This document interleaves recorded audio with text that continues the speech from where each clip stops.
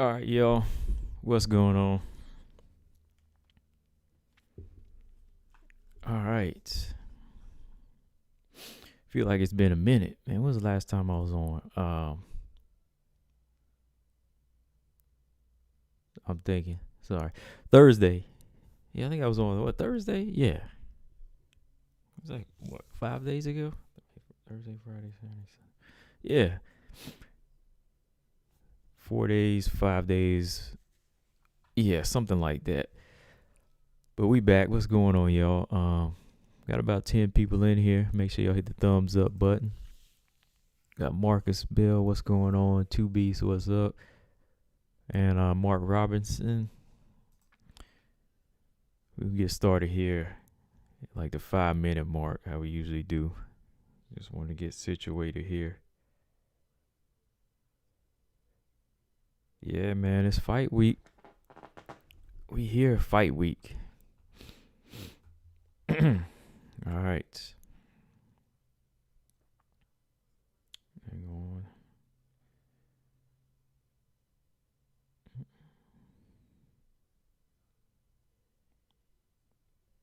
I mean, time be flying, man. I don't know about for y'all. That jug is crazy.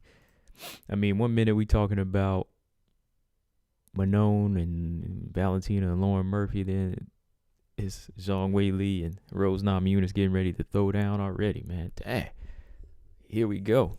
I haven't even really had time to break this thing down, man. Like, I mean, ain't much to break down in my opinion. I'm watching the same fights that we all watched. You know, I'm watching the what do you call it? The UFC series. Why my brain is blanking. I'm about to talk about it too. I can't even remember the name. You know, the embedded thing, the embedded episodes. Yeah. So, you know, first fight only went barely around. So I mean, there's not much to base it off what's going to happen, you know, except if Zhang Weili can get past that moment again, right? So, you know, we're just gonna go back and talk about it, man. You know, we're gonna kind of pick up where we left off back in March and see if Zhang Weili can get past that striking, you know, and not stay on the outside. Daniel Edwards, what's up? He said, I missed the beat at the beginning. You can always hit rewind. You can always hit rewind, man. Marcus said, Ebas showed most people that you can't go off her having a glass chin.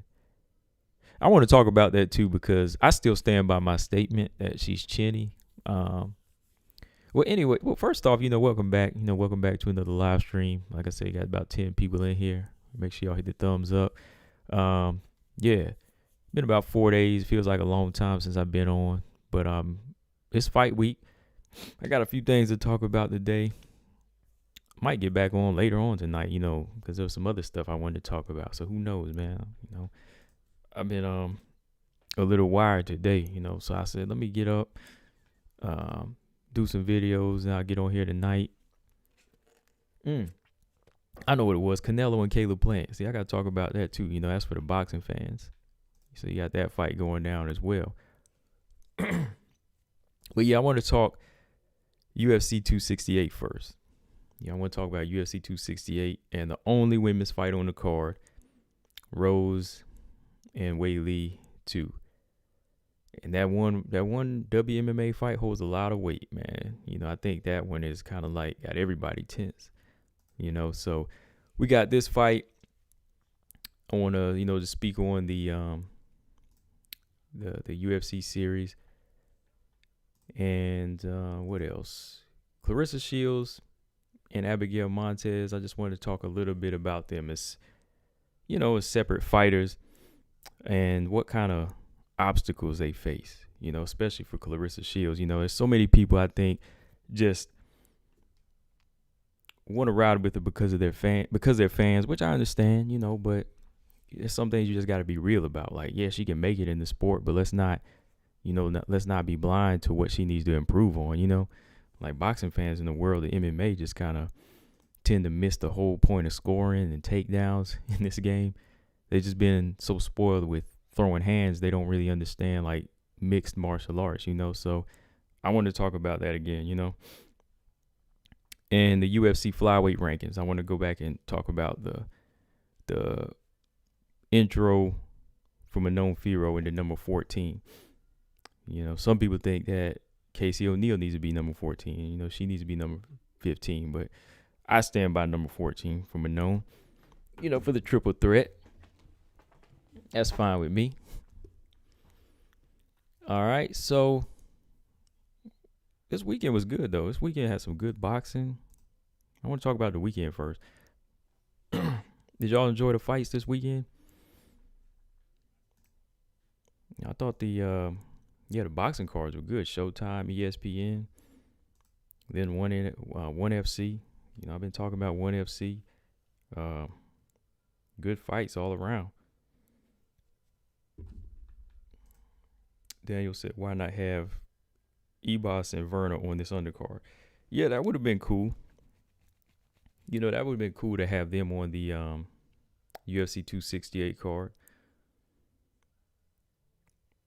But, you know how it is. They already, because that would have been good balance. Yeah, there's really no excuse for that. I mean, yeah, they could have put them on that card. Because, you know, there's a lot of fans that want to see more. They want to see more than one women's fight, right? Sorry, I'm just checking my phone here. But yeah,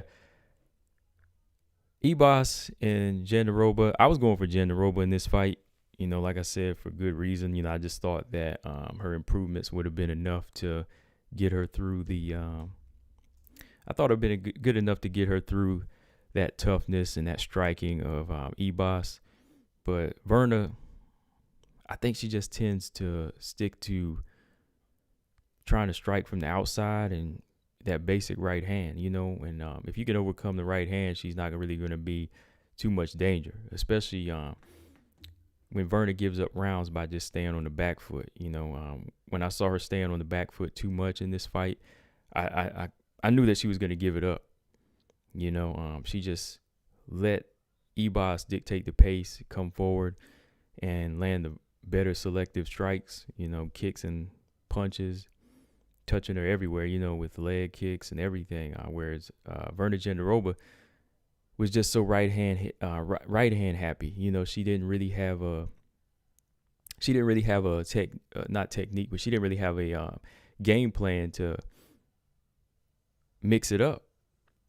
You know, I was like asking myself where the leg kicks at. You know what I mean? Like, Verna was not throwing any leg kicks in this fight. Like, she was just so bouncing around on her, using her footwork and throwing a straight right hand, and it would land here and there, but it just wasn't enough. And after the first round, she never really tried to get slick with her takedowns. You know, she just would shoot in every now and then boom, they would get stuffed. So I definitely don't take away anything from Ebos, you know, going into this fight. Like, I didn't say Verna was going to win this fight because, Verna's going to win this fight because Marina knocked her out. No, I wasn't basing it off of that. You know, I was just more so basing it off of her improvements and what she had that could have canceled out Ebos, in my opinion. But Ebos, man, like, I give her a lot of credit. You know, I give her a lot of credit for her toughness and, you know, her willingness to go in there and bang. There's still some things to work on, of course. You know, there's still a lot of stuff to work on. I don't think that I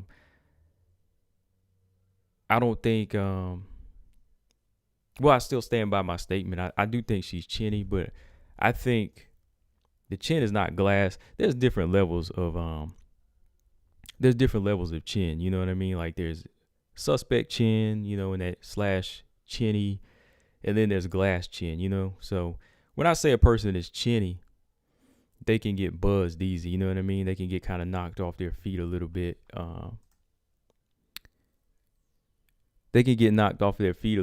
And they won't get completely knocked out. But when you're talking about somebody that's like just glass chin, I mean, all it takes is like one good shot and they get put to sleep, you know. But I mean, like, when you're looking at somebody that is very, let's see, about Amir Khan. Somebody like Amir Khan, he has a glass chin. But Ebos, she's just chinny. Like if you touch her on the right spot, she can go down. She just has a quick recovery. She has quick recovery, so she can get back to her feet. But that right hand she took from Marina Rodriguez, that probably would have knocked anybody out. But it did her. It definitely put her out. But that next hold on, what is his name? Marcus Bell said this dude begging to get blocked. Whoa, what is his name?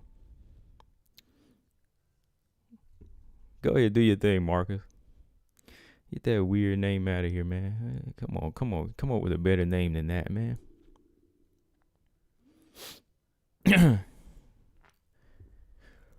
That's why I give you all the wrenches. Do your thing, Anyways, so Amanda Ebos, I think that she has that ability to recover, but the chin, if you touch that right spot on her chin, if you're a good puncher, if you're a precise puncher, accurate puncher, you can put her, there you go. You can put her on your you can put her on her back. You know what I mean? Yeah, if you see a weird name like that, just go ahead and get rid of it. I don't care. Ebos, I know there's a lot of people that when I started saying she was chinny, they get sensitive because I know y'all fans of Ebos, you know what I mean? But I'm studying her, man. I'm studying her. People get offended too, boy, when they love somebody. Like, everybody that loves Ebos, they start saying, "Oh man, you hating," or they say, "Oh, I told you so," real fast, or "Oh, she ain't chinny." I'm like, yes, she is, man. Like, there's nothing wrong with being chinny. I mean, as long as you have quick recovery and the heart to stay in it, you can still make it as a fighter. But I wouldn't suggest she always go in there and try to prove that. I think she needs to improve on defense. Was it Brian Williams said he said I didn't cover that that she needs to work on her defense. I did in the same video that he commented on. I was like, yo, she needs to work on her defense. Very same video, I said she doesn't move her head, which means she doesn't have good defense. I said she takes punches, so that's her downfall. For somebody that's chinny, she doesn't move her head enough, and she has to start doing that. If she doesn't, there'll be more KOs when she steps in there with the harder strikers. She's never really faced anybody that was an accurate puncher outside of Verna and Marina, and you see what happened. Paige couldn't land anything. Mackenzie couldn't land anything. What is her name? Randa couldn't land anything to do that. So everybody's going to say, oh, she's not chinny. They weren't hitters. But y'all look back whenever Poliana Viana, started putting them hands on her. Then she hit that light switch. It was lights out, right? So, yeah, that's all you have to do is put her in there with a good puncher and she'll get knocked out. So I say she is chinny. 2B said, Ebos ain't chinny. Anyone who takes a shot while off balance will get tripped up. Valentina got knocked down by Holly, and hardly anyone remembers that. That's different. I think that's different. Valentina, Ebos got knocked down. Ebos felt the reaction of it. Valentina didn't get knocked down. Like, her legs weren't taken out from under her by the punch off balance. Ebos was hurt. Ebos was hurt in this situation. She wasn't hurt like she was against Marina Rodriguez, but she was hurt. She is chinny. Again, like I said, not a glass chin, but chinny. Chinny can turn into a glass chin if you keep taking punches. That's all I'm trying to say. That's all I'm trying to prove. My point is that if you don't work on your defense and you continue to take shots, then you will turn into a glass chin. That's just giving you a warning that, hey, your lights can be put out. Marcus said if Ebos ends up fighting Amanda Lemos, she better guard her chin. Exactly. That's what I'm saying. Like, if she continue to fight strikers like this, then her chin will be tested. Her chin will be tested constantly. People try to say Zhang Weili is chinny. I mean, I can't say that. I mean, just off of getting knocked out with a kick, that kick would have knocked anybody out. But I mean, the proof is kind of there for Ebos that if she takes, shots on the right spot, on that sweet spot, she can get put out. Not saying it's a bad thing. I'm just saying, like, it's a warning. It is a bad thing to take shots like that, but if your chin's not good, it's not your fault. You know, nobody can train for a chin, and you're just born that way. You know, the best thing to do is just improve your defense. That's my only point. But yeah, I stand by that, man. I think she is.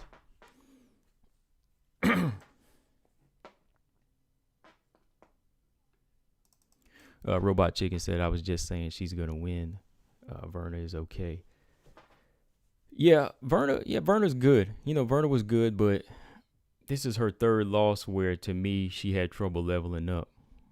You know, this was her third fight where she had trouble leveling up. And if she continues to be like this, I know Marcus, he'll probably agree. If Verna don't level up, she's going to become like Andrea Lee of the division, where, you know, you're just stuck around number 12 and number 11 and you can't advance. You know what I mean? You're tough competition for the fighters coming up, and you can beat the fighters around you every now and then, you know, but you can't really, you'll never reach that number 5 level. You never reach that elite level. That's what it might look like for Verna Jandiroba if she doesn't improve, you know, if she doesn't step up her game now, you know, if she don't improve her strike selection and her takedowns. You know, she needs to wrestle more. So I don't know. That sounds like that could be the future for her if she doesn't improve. Whereas Ebos, I think she's in a good place, because I think if she just improves her defense and starts moving her head a little bit more, then she'll be good to go. I just wouldn't recommend her trying to strike with too many of these elite strikers like Joanna in the future, or Zhang Weili, even Yan Xiaonan. You know, fights like Yan Xiaonan, she could win because she has that ground game to go to. But if she chose to strike with Yan Xiaonan, that might be a mistake for somebody like Amanda Ebos. To be said, it's the same because both fighters ate a punch, fell, and got right back up to their stance. I don't think the situation with Valentina, I don't think she was like hurt from the punch. Like, fighters get knocked off balance and it's a knockdown, but there's knockdowns that literally take your legs away. You know what I mean? That put you on jello. Like, I think if Verna followed up with more shots, she probably would have got her out of there. Whereas if Holly continued to try to go after Valentina was just knocked off balance. You know, Valentina was not hurt. You know, Valentina, her legs were still there. Get knocked off balance and getting put on wobbly legs, two different things. You know, very different. I mean, this shot that she ate, you could hear it. I mean, you heard the shot that Verna Jandiroba laid on her and, you know, put her on her behind. So, and when she got up, you could see she was a little dazed, but she was able to recover. It just wasn't like an off balance thing. Like, again, Valentina off balance. Jello legs, temporary jello legs, I would say is more so with Ebos.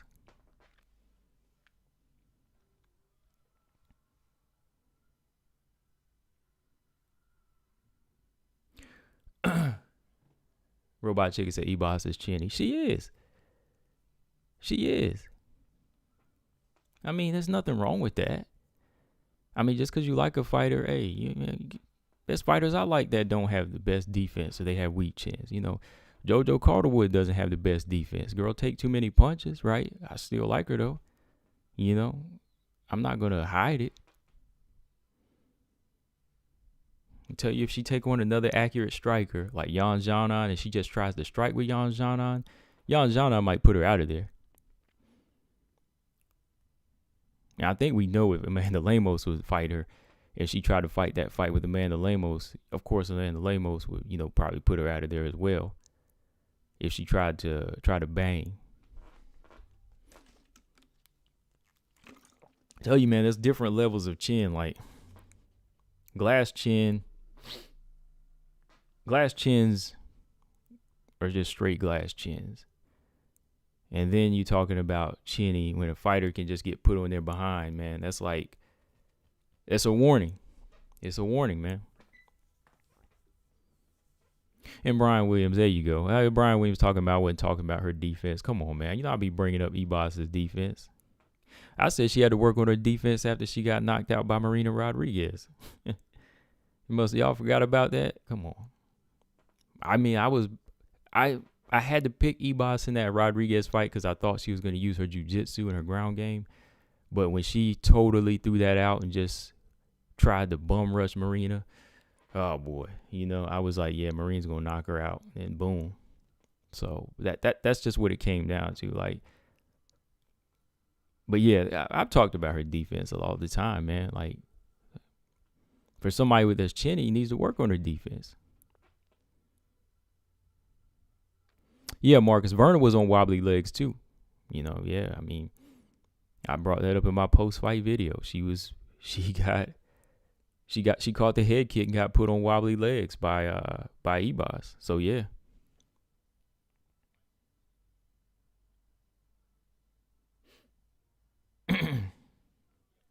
Dontel Jones said I have Zhang Weili by KO in the second round. Okay.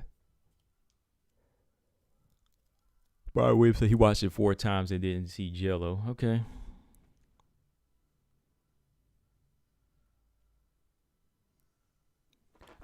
Look.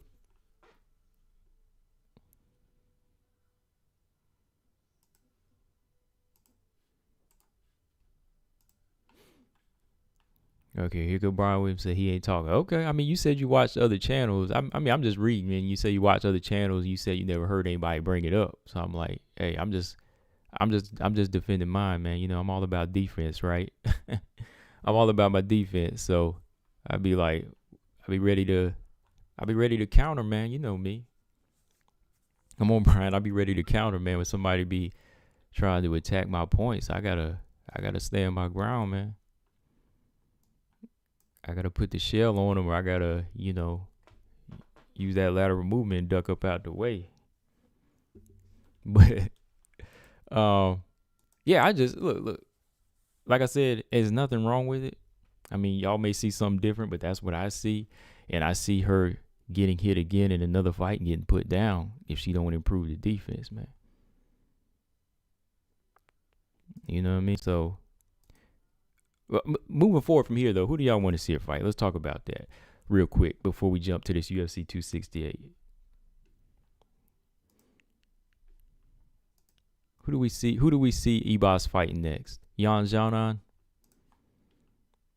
Who do we see her fighting next? Let's talk about that. Make sure you hit the like button too. We got like 15 people in here. That weirdo with that weird name. I don't even want some weirdo with the weird name. I know he hit the thumbs down, so I don't care. I mean, I don't take time to make weird accounts like that. I mean, why would you put something like that? I mean, like that, you're kind of questionable if you come up with a weird name like that.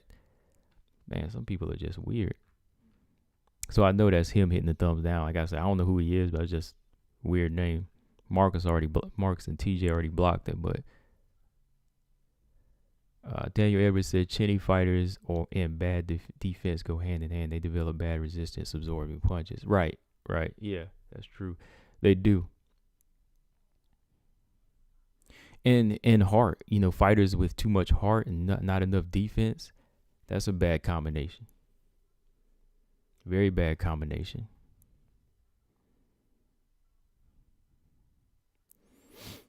Well, Nunes is... Which Nunes? You know, Nina Ansaroff is fighting Amanda Lemos next, so that fight can happen. Waterson would be good. There go BJ in the house. I was about to ask BJ if he want to link a little bit later. I mean, you know, I'm be on for a while, cause me and BJ still had to talk about this flyweight thing.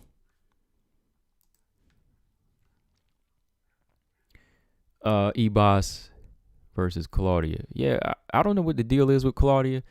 Straya Mark said Torres or Waterson next. Claudia possibly, but don't know when she'll be back. Yeah, she's been on like some medical things. I think she, you know, like I don't want to really go too personal in it with Claudia. I mean, maybe she has something going on. Like somebody sent me a message about what she might have been going through. so I haven't really put it out there. BJ said he went all smoke with lean. Yeah, we will in a minute, man. Got a couple of things I want to get off here, and then we can talk. Yeah, Claudia's a good name. Like I said, Ebos is kind of in a position where she could fight up or down. I don't care. They would all be good fights. Tisha Torres is a good fight. Michelle Waterson's a good fight. Yan Xiaonan is a good fight. But if she was to fight Yan Xiaonan and fought up, Ebos and Carla might be fighting.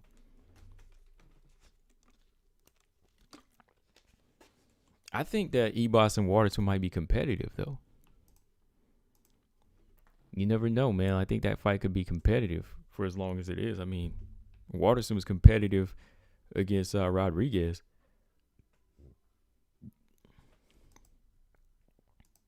Okay, BJ. Yeah, whenever you get home, just let me know. I'll send it over. Whenever you get home and get situated, let me know within an hour or something like that. Yeah, you've been missing off the scene, though, for real. I mean, the MMA world don't stop, man. So I was like, where'd he go? Mark Robinson said KK falls in the too much heart and not enough defense category. Exactly. She's a perfect example, Mark. Carolina, she likes to prove her heart and take too many shots. And that's a good way to, get your chin knocked down levels. Like, yeah, you can have a good chin, but if your heart is too big, if your heart is big and you have a chin of stone, eventually that chin will wear down, So I think that Ebos, like, her chin's not as good as Carolina, but it's dangerous that she likes to walk forward and, kind of stick her chin out like that.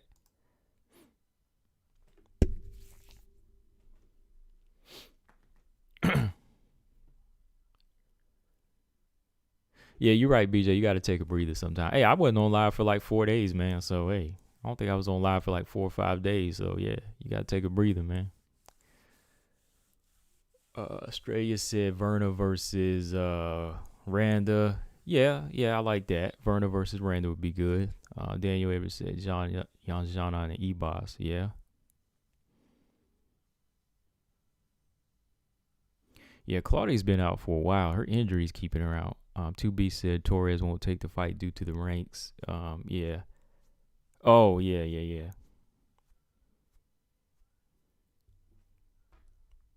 Yan and Waterson would probably be the best because, Lemos and Nina Azaroff, they're about to dance. So those would probably be her next fights in 2022. Robot Chicken said, I don't want to see KK anymore. I question her heart. Yeah, I don't want to see her anymore either. I mean, she's doing a good job of just modeling. And, that's something she do on the side or she might could do full time. So, hey, why not? It's safer. Let's just be real. I mean, she's doing her thing in fighting.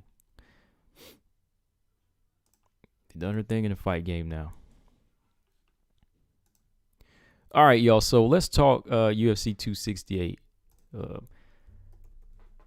So I didn't watch the full countdown. I just pulled out the Namajunas Zhang 2 segment, which was like 10 minutes. Did y'all watch that? Anybody else watch that yet? Because that's what I was going to talk about here. The UFC 268 countdown. Namajunas versus Zhang 2. It's going down this weekend. Of course, we're going to talk about it the rest of the week. And I'm going to still give you my pick to see if it changed this time around. But, you only get so much out of a 10-minute segment here.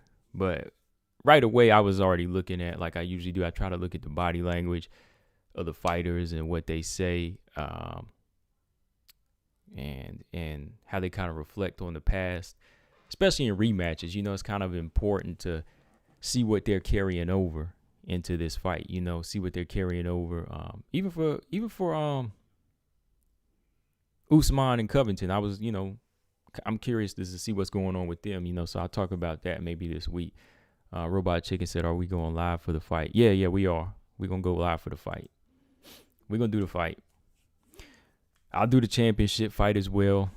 I might do the Gaethje and Chandler fight too, because I'm looking forward to that one. The Michael Chandler and Justin Gaethje fight, I'm looking forward to. That's gonna be a banger. It ain't going 3. that fight is not going 3. So, but yeah, we going live for the Zhang and Rose fight. Merkenstein say rest in peace to Kobe's chin. Exactly. 2B said, yeah, Weili's tag teaming with Henry Cejudo fight Rose in a handicap match. Oh wow. So yeah, this 268, like I said, I didn't expect to see a lot of trash talk anymore here. These fighters are just trying to go back and reflect now to see what they want to improve on. And the one we all are really trying to study here is the fighter that was on the losing end this time, right? We want to see what Zhang Weili can improve on. You know, they showed her watching the footage of her getting knocked out by Rose Namajunas in less than a round. And, you know, Henry Cejudo, you know, he was kind of pointing out her mistakes right away. I think he was pointing out, was it Zhang Weili's punch? How he was talking about how she was kind of not like dragging her right foot or not carrying her right foot over. You know, he was just trying to show her some of the mistakes being made and how not to pivot. Like he was telling her he doesn't pivot whenever he's throwing like that certain punch. And, you know, he went on and said some of the basic stuff too. Like, you know, some of the things that I've said in my keys to victory, you know, I mean, the wrestling and the leg kicks are important. Like if you go back and watch Zhang Weili's opening seconds of the fight, she was having success with her kicks to the inner thigh of Rose. You know, the leg kicks were working. I mean, you can only stay on the outside for so long, but you do want to score those kicks, you know, if you do get on the outside. But eventually, as a shorter, stockier fighter, you want to close the distance. So he was right on that, you know. Well, makes me feel right because that's exactly what I had said, you know what I mean? Like he was like, you know, leg kicks and wrestling are going to be our key. And I don't think he's giving away a game plan. You know, I don't think he's giving away a game plan at all. It's just like these are basic keys to victory for any shorter, stockier fighter that's dealing with a long frame striker, right? You want to wrestle much like Carla did. You know, you want to close the distance and you want to take away her footwork. How do you take away her footwork? You chop away at the legs. You know, you chop away at them legs, your opponent becomes stationary, and that'll make it easier for you to know which way they're coming. You know, so I was like, okay, that makes sense. Makes more sense since I said it too. But I think Henry Cejudo, I think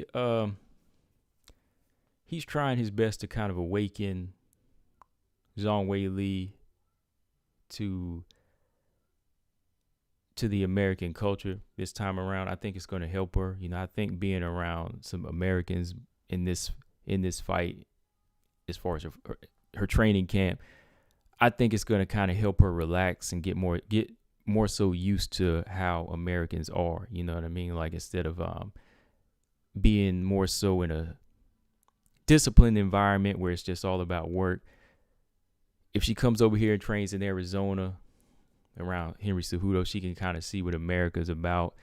Not trying to say it's better, you know what I mean? I mean, in some certain aspects, training over there could be better. Some could be better here. You know what I mean? You just got to take the good with the good. But I think that her being around these type of people in this camp is going to help her relax a little bit more, and then she can kind of get used to the brashness and the attitude of Americans, and she can kind of get better translation on what Rose and her team are about, you know, after getting word from Henry Cejudo and so on, you know what I mean? So I think that's going to be a big help for her this time. And, you know, it's like some people said, you know, Henry Cejudo, you know, was he going to show her any different? You know, you never know. Maybe he's just going to help build her confidence, help her get her back into the mode where she can feel like, hey, I can go in and beat a champion in a rematch, just like he did against Demetrius Johnson. I know it wasn't an immediate rematch when he fought Demetrius Johnson, right? No, it was. How many fights did he fight before he fought Demetrius again? Because he came back from a stoppage loss, right? He came back from the stoppage loss, so he could teach her a little something about humiliation and mistakes being made. So I know he didn't take it right away, though. Let me see. How many fights was it? Yeah, it was about 2 years before he fought Demetrius Johnson again. So I think, I thought Zhang Weili should have taken a couple fights, but hey, it's too late now.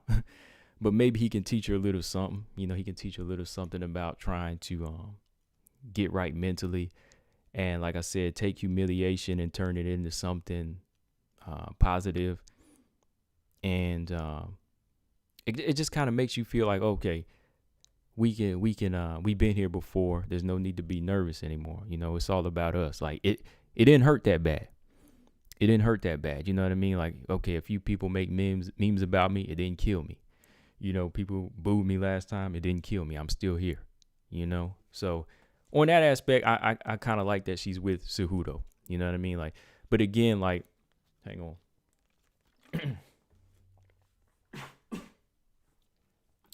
One thing is that Zhang Weili's wrestling, I think the wrestling she had before she even linked up with him could have been effective. The fact is that she just didn't get a chance to use it. So for them to feel like they need a lot to improve on might be a mistake too. That might be a mistake because even at the end of this documentary or in the end of this 10-minute piece, you know, Zhang Weili did say that the fight didn't even get going, so I couldn't even show my best. So even she feels like she didn't show her best yet. So her best was cut off, you know. So will having Henry Cejudo change what her best could have been, or will he help her improve to a better game? That's the question. You know, because even I was saying the same thing. I said if she would have got past the leg kick or if she survived it, her wrestling that she already had, you know, minus Henry Cejudo in the beginning could help her out. You know, it probably would have helped her out because that was a key anyway. She's very strong. She's a grinder.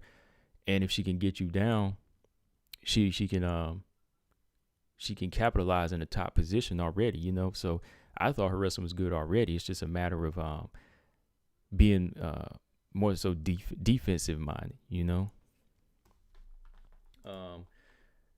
Let's see. Okay, Straya said he hasn't watched it yet. He'll watch it later. Mark Robinson said if Joanna didn't get the hematoma, didn't try to stay in the pocket and bang, I think she beats Weili. I don't think Rose will make the same mistake. Rose will be in and out all night. Yeah. That's the dangerous part of it too, man. Like, she has to be worried about that in and out. And that's going to make, that'll make the fighter that's been knocked out kind of nervous as well. The Countdown edited the clip to look like Henry walked off the street and gate crashed Weili's film study. I got to go back and look at that. Like, there was a couple of other edits in there that I caught. I think the way they were saying like names, the way they kind of edited the names together, it kind of made it seem like it was like boom, like somebody was saying somebody's name at a. I know what you mean though. Yeah, like I saw a couple of edits too, man. Like where they were saying some words, but yeah, they know how to edit that piece together, man. Like it's a movie, you know. They be making a little movie trailer out there, so these documentaries, they know how to put it together though. Robot Chicken says Cejudo Merc Magic, yeah. Bluebird said Rose didn't care about the leg kicks. I think they saw something about Zhang and she zeroed in on that and ignored everything else. This next fight will be different. She said good points about Zhang's acclimating to the American culture. I think the move was an excellent idea for her, no matter how this next fight turns out for her. Yeah. Australia said Weili won't make the same mistakes this time. It was a lesson she learned from her team. Merkenstein said, yeah, she needs to block out the boos and focus. Yeah, BJ, yeah, he fought a couple fights. Yeah, I was just pulling up his record here. Yeah. Okay, yeah, so yeah, with that,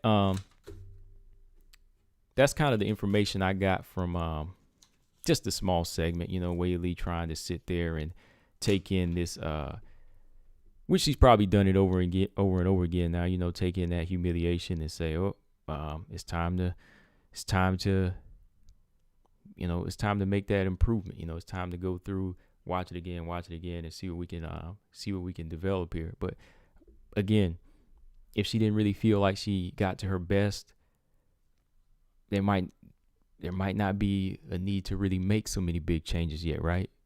You know, so we'll see. As far as Rose goes, you know, she basically said the same stuff. Like, you know, she'll throw her little sneak talk. You know, not really out. She's just never really outspoken with the trash talk. She knows how to throw little jabs here and there, and you kind of have to think about it. Or if you're quick on it, you already kind of know her tone and where she's coming from with it. But yeah, she was basically like, oh, you know, they got Henry Cejudo. Well, we got Pat Barry, Greg Nelson, Trevor Whitman, and so on. And, you know, she's got the team, right? But it's always about the fighter, you know what I mean? But she does have a good team that's always there to try to push her mentally. And that's a big part of Rose's game. You know, Rose, she needs this team, you know what I mean? Some fighters, they just have it where if they lack one or two things or two people are missing, they can still do it. You know, they can still come forward and still perform to a high level. But some fighters, they need like these bodies, and they're different positions, you know, to play their position. And that's a big part to keep Rose going. And I think she needs every bit of it going into this fight, because it's like I said, when she wins the belt, that's a milestone. You know, she's that type of person that she can get the fight. Rose can, you know, get up for the big fights, but sometimes defending the belt is really a different mindset. When you get a belt, okay, the fire is kind of gone, right? The fire is kind of gone. You got it, and then boom, what's next, right? Defending it. Do you really feel like defending it? What kind of champion are you? You know what I mean? So we saw how Rose went in against her defense against Jessica Andrade. It wasn't the same. And then boom, you know, she lost it. She thought it was a relief. You know, she thought it was relief of pressure. So that kind of made me question her. But this time around, as she gets older, we'll see if she's found a better place on you know, keeping appreciation, you know, find a better place of appreciation of being the UFC champion.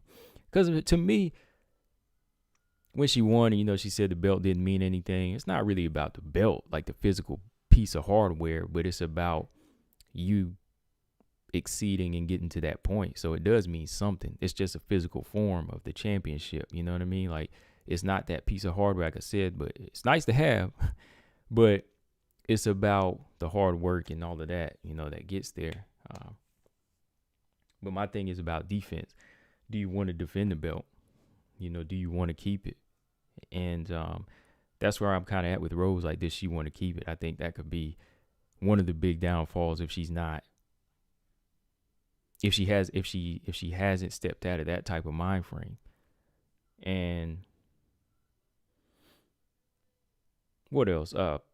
That 10 ways thing they keep bringing up. You know, even Pat Barry. Was it Pat Barry that brought it up this time? They keep saying they had 10 ways to beat Zhang Weili. I think that tactic is just another way to try to get it to Zhang Weili and see if it can get in her head. You know, because think about it. If somebody says they have 10 ways to beat you, it's going to make that person say, uh-oh, what does that mean? Like, I got to watch everything. Does that mean they're going to, like, kick me in the head or thumb me in the eye or, you know, kick me in the chest and knock me out with a chest kick or kick me in the stomach or submit me with a heel hook, arm bar, rear naked choke? You know, are they going to see everything coming? It's going to make the person overtrain, right? It's going to make that person want to overtrain to cover all bases. But you have to be on your games to, again, block that out. Like, every time they say that, it just kind of makes me say, oh, okay, you got 10 ways to beat Zhang Weili, right? Did you have 10 ways to beat Jessica Andrade? You know, like, when a fighter like Zhang Weili is more so well-rounded, right? Like, how do you have 10 ways to beat her but not 10 ways to beat Jessica Andrade? Like, where was those 10 ways in the first fight in the rematch, right? You know what I mean? Like for somebody like Andrade, like what makes it so easy to figure out 10 ways for Zhang Weili than it was these other fighters? Because when she was fighting on Jessica Andrade, the first time, there's one simple way to beat her and she couldn't stick to it.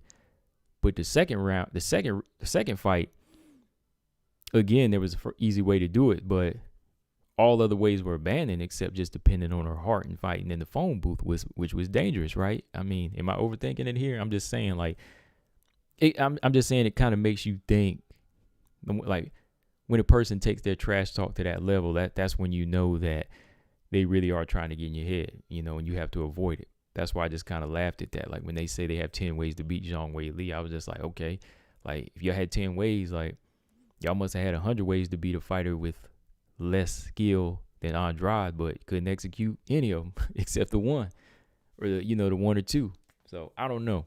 Like, what did y'all think about that? Like, I haven't, like I said, that was just something I had to kind of bring up because it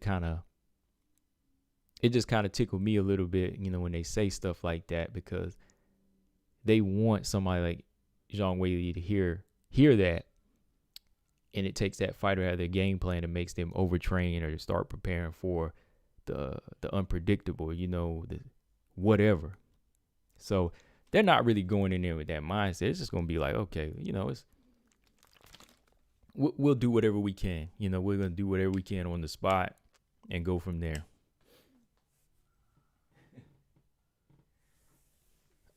Let's see here. Liz said Weili is too static and she didn't move sideways. She's just going forward like Andrade. Can't wait for the trilogy. Yeah. Gotta be quicker with her angles, you know what I mean? She gotta use more angles when she's getting in there. Brian Williams said Weili was ready for the first fight. Ready for the first time, and she'll be ready this week. They both will. I think this fight is even. We can't make much from any of the hype. I got Thug Rose, but I like Weili's chances too. Okay. Daniel Edwards said Rose would do Max Holloway style taunting when they're striking in this fight when Weili goes for leg kicks. Better not. You know, because Weili was landing leg kicks in the first fight. I mean, you know, they can be effective.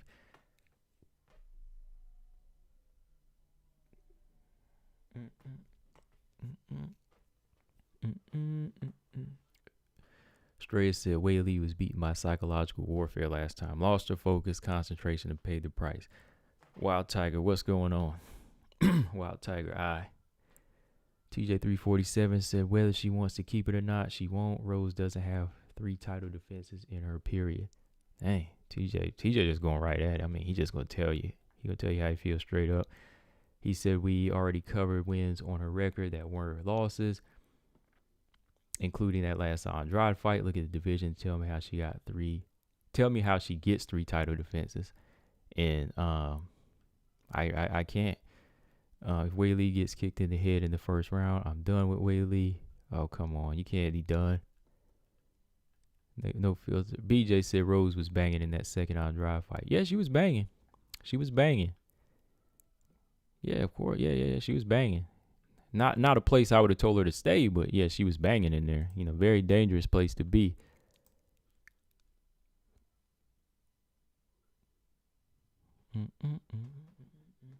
Right. Wild Tiger said I'm not the biggest fan of both. I'm not the biggest fan of these both. Okay. So at least we know you're going in with a 50-50 mindset. Bluebird said the fight starts when training camp starts. Exactly. TJ said Weili, Carla, Marina, Dern, Lemos, whoever, 3 title defenses is a no. Right. Like, yeah, Carla's going to be a handful in itself. And then Marina. Because Marina's not like Joanna. I think Marina's more of a bit of an educated puncher.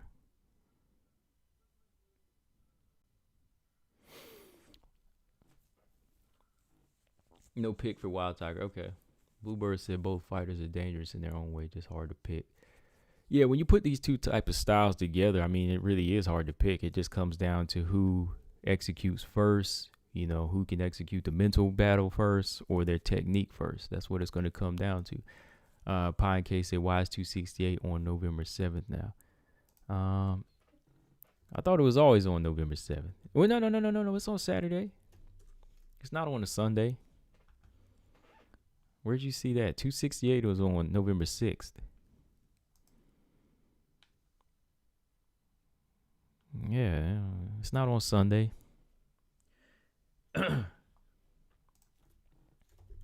Yeah, I don't see that. It's still on. It's still on the 6th. It's on Saturday, Pine K. I mean, what time zone are you in? I mean, that might be affecting it, but no, it's on New York time. It's on Madison Square Garden time, so it's on Saturday. Daniel Edwards said Dana has assigned himself as the referee, the judge, to ensure China market stays intact. Oh, yeah, you said he'll be working through them three judges.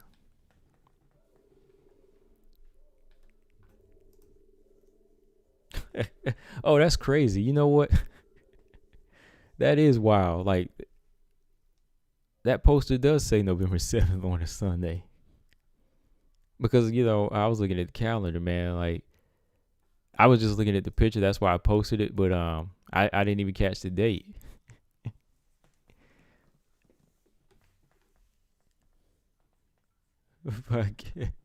Oh, man, I didn't even notice that, man. It's on the poster. Who made this poster?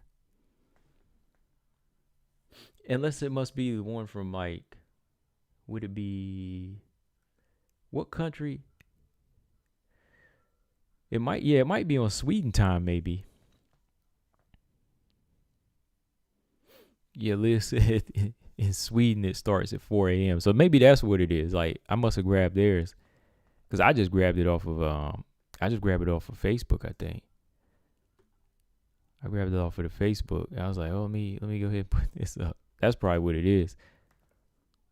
Because I was going to say, like, somebody about to get fired. Wild Tiger says she work on Sundays. Yeah. I can't. Yeah, I do. I can't this one, though. I got to watch this fight. TJ said, anybody think it's odd that the only champion is to lose their belt and not get an immediate rematch for both Hispanic? Why is that?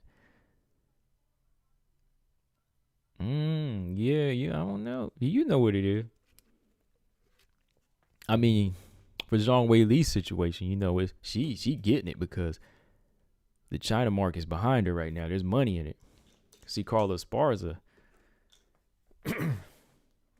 Carla ain't getting that rematch because it's about her not being as marketable.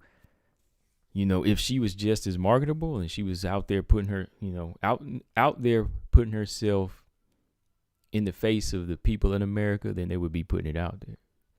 They would be on it. Yeah, I'll be doing a live of the fight, Liz. I'll be on here live.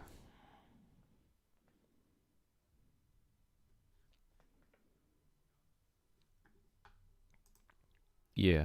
So what else?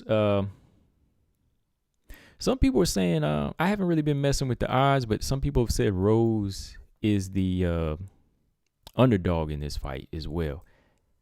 Is Rose the underdog?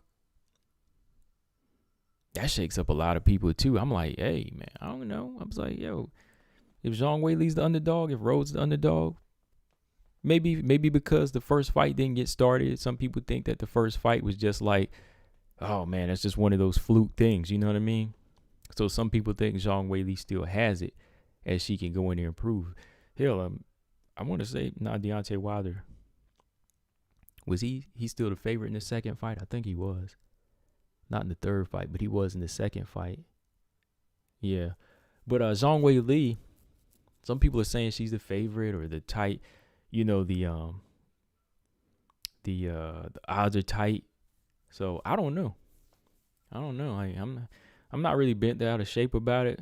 Like I said, you know, both Rose fans and Weili fans tend to really go at it on who should be the underdog and who should not be. Who's the underdog? Oh, this person underdog. To me, it's still a close fight. If it wasn't, Rose wouldn't be training as hard as she is. You know what I mean? Like, Rose wouldn't be training as hard. Zhang Weili wouldn't be in the mindset she's in of trying to get over here, link up with Henry Cejudo, reflect and refine and review, like she's been saying. So it's still a tough fight. Everybody thinks, even Joanna in her interview, she says Zhang Weili is not the same. I mean, you don't know that. People could say Joanna's not the same. You could very well say Joanna's not the same fighter after that fight, or after a couple of her fights, after her Rose losses. People could say Joanna's not the same. She's taken a lot of damage throughout her career. So to say Zhang Weili's not the same, is that a good thing or bad thing? Like, not the same in a bad way or not the same in a good way? So I don't know. I think it's still going to be a good fight. It wasn't the rematch, like I said, I wanted from the jump, but hey, I'll take it. I'll take it because I know they're still going to come to fight.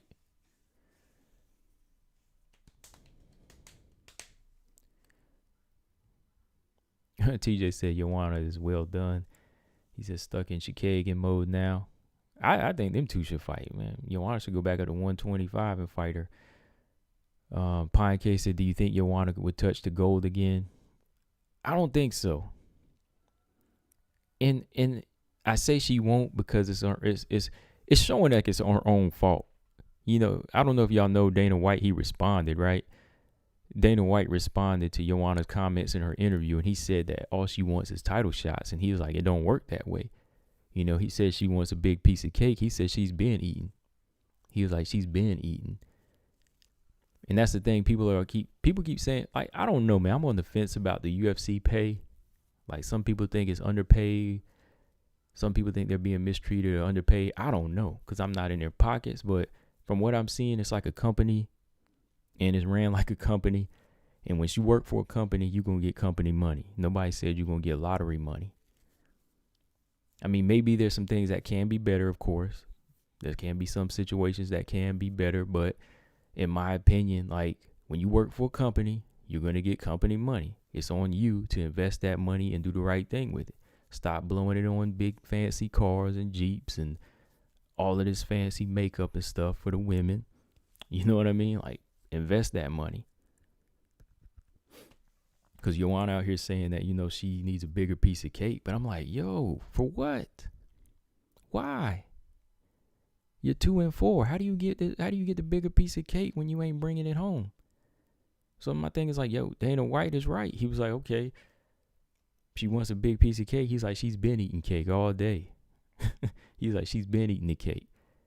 And he's like, all she wants is title shot after title shot. It don't work that way. Exactly what I've been saying. That's all I've been saying. And people still get mad, I mean, I'm basically talking like the boss.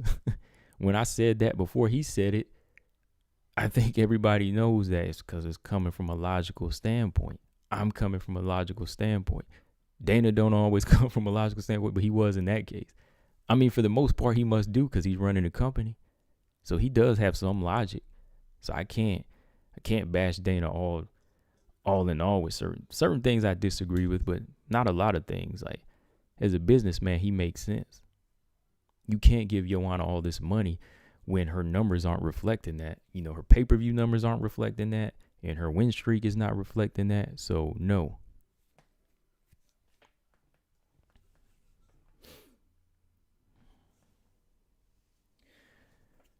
Wild Tiger said, when did he say that? He said that after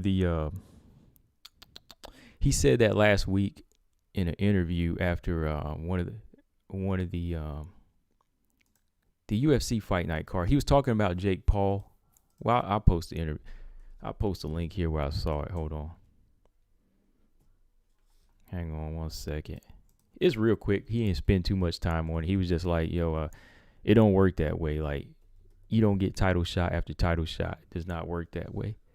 And he's already said he likes the Marina Rodriguez fight. So make that fight happen.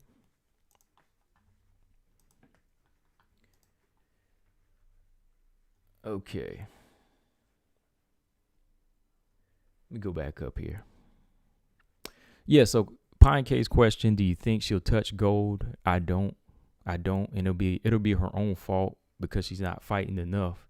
She's not fighting she's not fighting the toughest fighters, enough to put intimidation in them or to reestablish dominance in a very, very evolved division right now. Because let's be real, the strawweight division evolved since her title reign. I mean, yes or no? Am I lying? This division's evolved from the last time she's ran it. And her 5 title defenses, I can't see her lining up Lemos, Rodriguez, Weili, Zhang, Carla Esparza, all 5 in a row. She could probably beat Carla, yeah. That's why that was the fight she was asking for, but I don't see her beating any of those other 4 girls like that to add up another 5 title defenses. The division's gotten too thick.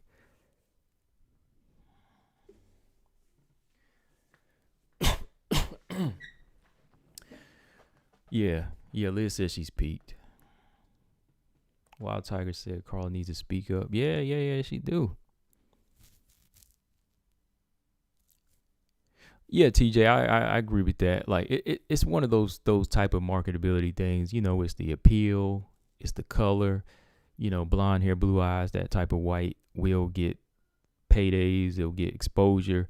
And then, of course, if you're Hispanic, those blessed features, if you will, they will get you certain doors. You know what I mean? Like if you're a white girl with blonde hair, blue eyes, there's doors for that. Latina with blessed features, like I said, there's open doors for that. That's why I said some of the, the black female fighters, their path is harder. Look at Tanisha Tennant. She's talented, but the doors aren't pushing for her like that, which sucks. So yeah. Of course, if Carla was like one of them and had that type of look, the door would be open for her. So it comes down to what the demographic is satisfying. So sucks though, because I just want talent, man. I just want to see a good fight. Like I fancy a beautiful jab over, a pretty face in the game all day long. I don't care what color your eyes are. I want to know how good you can throw a dang on jab. You know what I mean?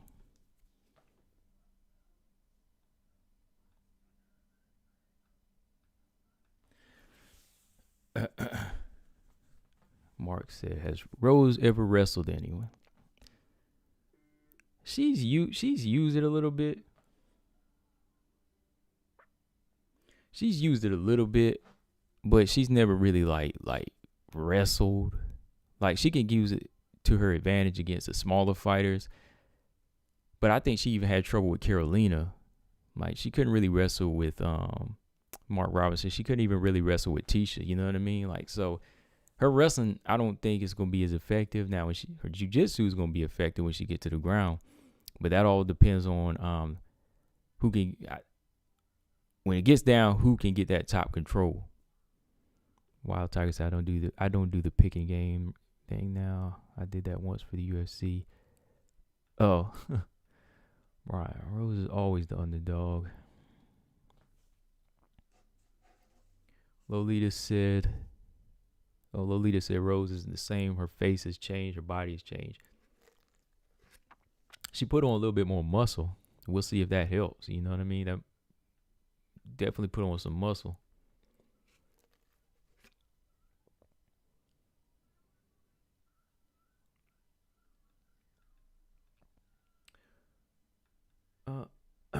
Just reading through comments real quick, and I'm gonna get back on this. Hold on. Yeah, TJ. Joanna had an easier cast of characters to beat. She did. That's why I said, yeah, like the division's definitely changed. It's definitely changed. You know what I mean? It's definitely evolved from so I really can't see any of the fighters that become champion. I don't see them going on 5 and 6 fight title defenses because that's how good the strawweight division's gotten.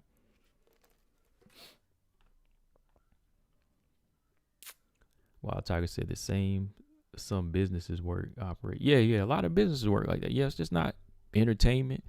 It's everything. You know what I mean? Like you know, the girls that every man fancies, they're going to get the most doors open to them, you know. Might not have a brain in the head, but, you know, they're going to get special treatment. You know, that's the way of this world, man. Lolita said Lupe would kill Felice Herrig, Valerie Loretta. Where, I was about to say, where is Felice? Yeah, she's number 14. Yeah, Lemos beast. Yeah, Lemos beast all right now, man. Lemos is in a zone. I ain't messing with her. She's scary. Yeah, Tanisha's I great talent. You know, just great talent. You know, good striker. You know, good striking, and you know, good people that she works with. Stray said if Weili needs to be mentally tough now after that last fight, she'll be harder to beat going forward. Lemos versus Weili would be fire. All right, so yeah,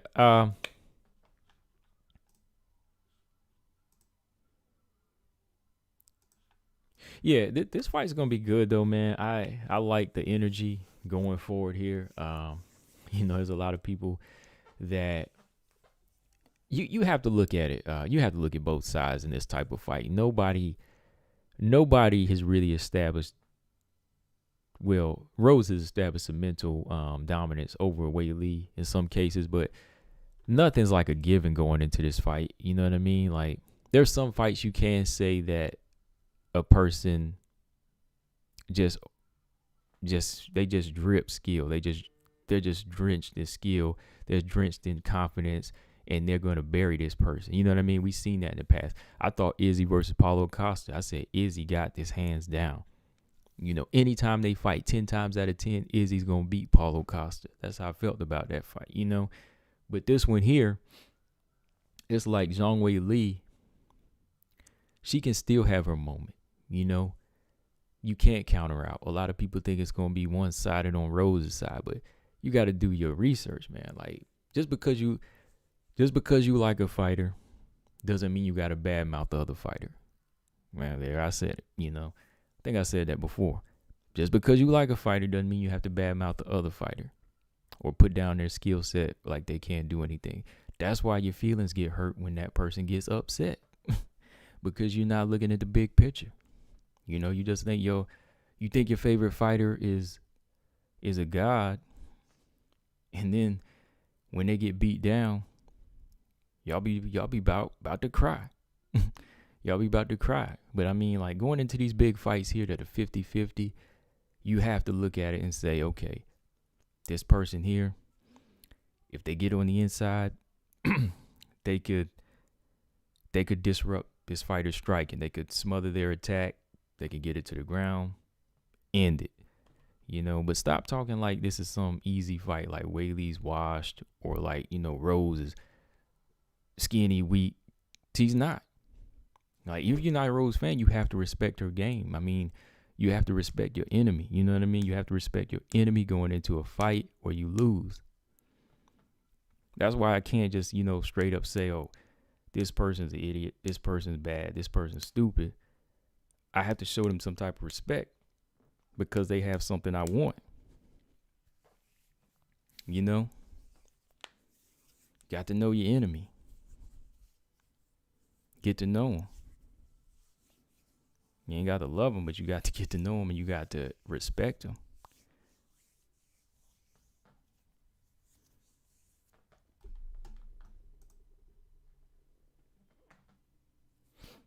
Lolita said, will I do a fight companion? Yeah, I'm going to do one.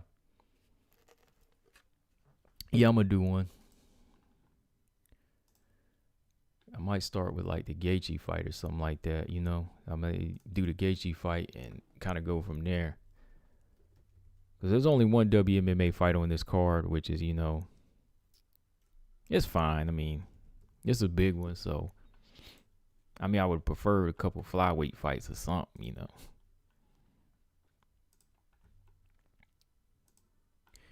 Throw a couple of flyweight fights on there, we would be good to go. You know, put Amanda Lemos and what is her name? Nina Ansaroff on there, you know? That would have been good. Put Manon Fiorot back on this card. No, I'm just playing. She can't return yet. There's that interview that I was talking about where he mentioned Joanna Wild Tiger. If you want to read that, well, if you want to watch it, you watch that little clip right there. Let me see. Wild Tiger said, I swear I'll be taking notes on these videos and channels, this channel and coaches and other channels, sports channels. Y'all got the best analysts and break stuff down. I appreciate that, Wild Tiger. Shout out to Coach Shelton Harrison. You know, shout out to BJ No Filter MMA. Shout out to WMMA Addict. You know, there's a lot of channels I think you can take a lot from. You know what I mean? Like I said, I don't know everything. You know, I never claimed to. I know what I know. But, you know, I'm just saying, like, I ain't gonna lie to you. Like I said, I'm a fan of fighters. You know, there's a lot of fighters I'm a fan of, but because I'm a fan, I'm not gonna be blind and say they're invincible. Well, the closest thing we got to invincible, I'm not even good at it for. Well, impenetrable would be Valentina, right? Like, I'm not gonna say she's perfect, but she's close to it, and her defense is impenetrable. Yeah, that's the word. But yeah, like I said, shout out to all those channels, you know, like Addict, Coach, BJ. Listen to them, you know, you can get a little bit of everything, you know. Pine K said it. Pine K said, who should Manon fight next in your opinion? Oh man, hang on. Yeah, she's a beast, definitely. Yeah. I just don't like to use the word perfect because I'll just be like, you know, I'm saying that person don't have to work hard. I think that kind of takes away from the hard work. I'll say she's one of the greats.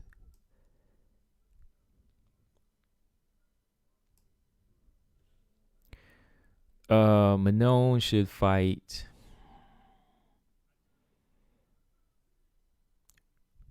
Roxanne. Manon versus Roxy.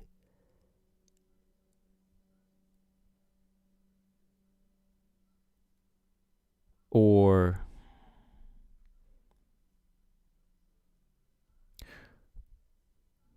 although TJ said, I know this, he knows that, but he didn't know Jack because he can't rap. He said he'll see himself out. All right. Oh, you got rhymes. You got rhymes. TJ got rhymes.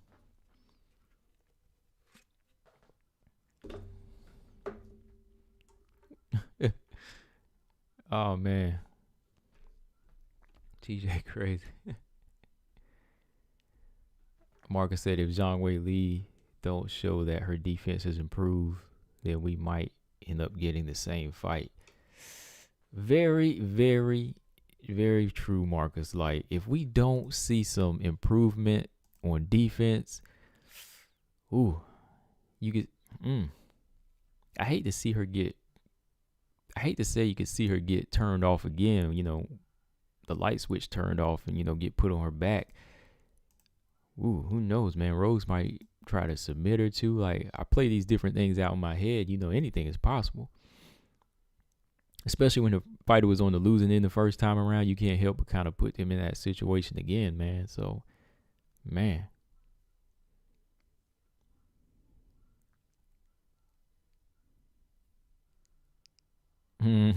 That's Tribe Called Quest, man. Shoot. Rest in peace, Fife Dog. TJ showing his age, man. TJ showing his age up out here. Get your old behind up out here. No. Oh man. Yeah, Manon need to fight Roxanne, or she need to fight Jessica I when Jessica I come back. Jessica I is out because of her allergy. She had like a bad allergic reaction. So if Jessica I can come back, Manon Fiorot versus I or Matafari. or the winner of Calvillo Andrea Lee. Yeah. Pine K said, "Who's the betting favorite for Rose versus Weili?" Last time I heard, I haven't checked now. Don't quote me, Pine K. Last time I heard, Weili was, but just by a margin. But then Rose was, so it's been changing. Vegas odds have been changing, so I haven't checked. That's why I heard this afternoon, but I haven't checked recently. Wild Tiger said Roxy is 50 years old. Oh, that I think she still put it on, y'all young bucks. She 50 years old, but she would submit some of y'all that get out of line. Roxy, you don't play with Roxy. Like I picked Macy to go in there and put her out of there, and Macy got dominated, man. Same with Antonina. I thought Antonina was gonna go in there and beat her, but then she went in there and just be mauling and blasting these young knuckleheads out.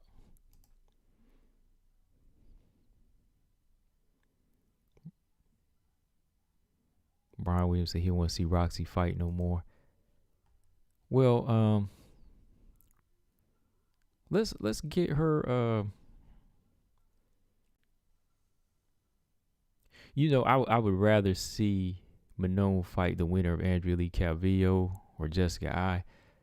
Let Casey O'Neill fight Modafari. That's the name I was trying to give her. Yeah, that would be a good name.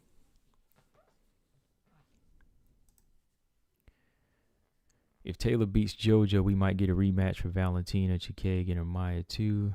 It might be too soon for Taylor. Yeah, if Taylor beats JoJo, I don't want to see. I don't want to see JoJo. No, I don't want to see I don't want to see Taylor in there with the title shot yet, man.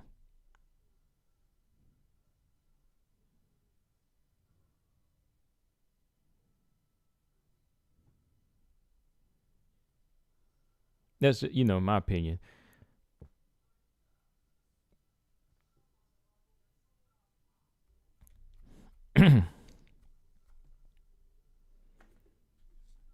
Yeah, Roxy can fight. Yeah, that's what I'm saying. Roxy can fight. She got skills.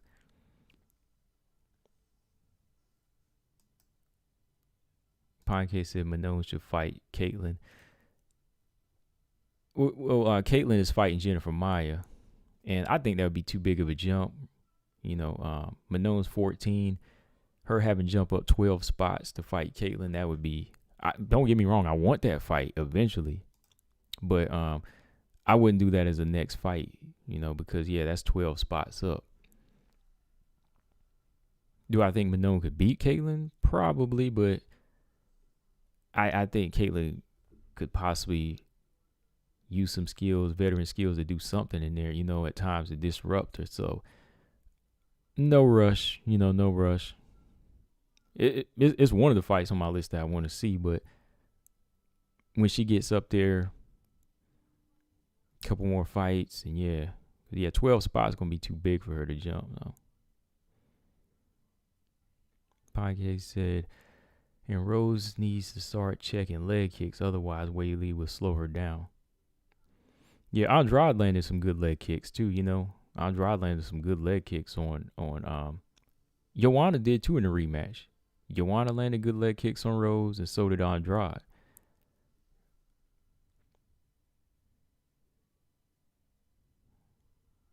So yeah, you have to work the leg kicks. I agree with Henry Cejudo on that.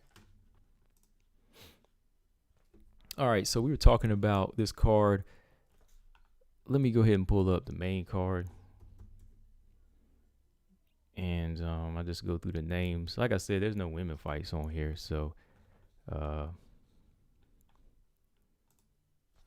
on.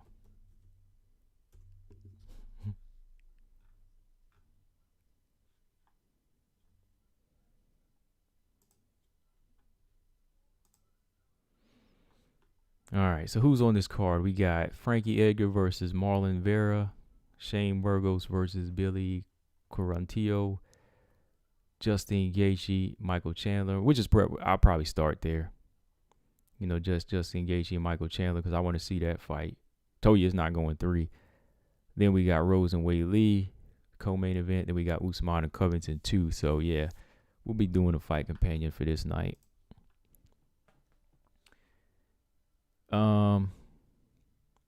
Maya and Caitlin are fighting in January, right? January 15th.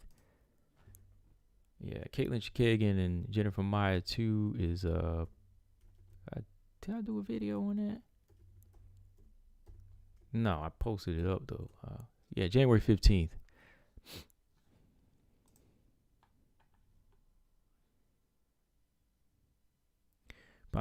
Rose also said Pat kicks her a lot, so the leg kicks don't bother her that much.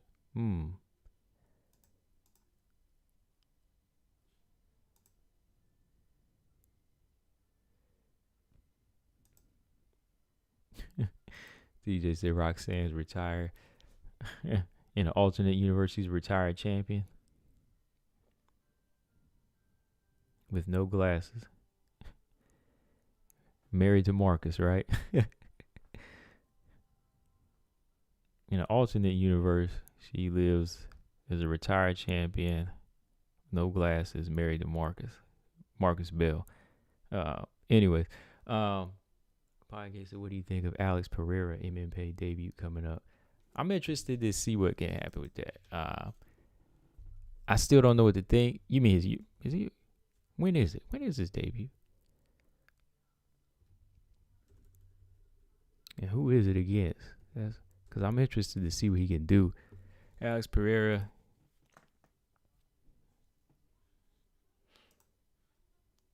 When is his debut?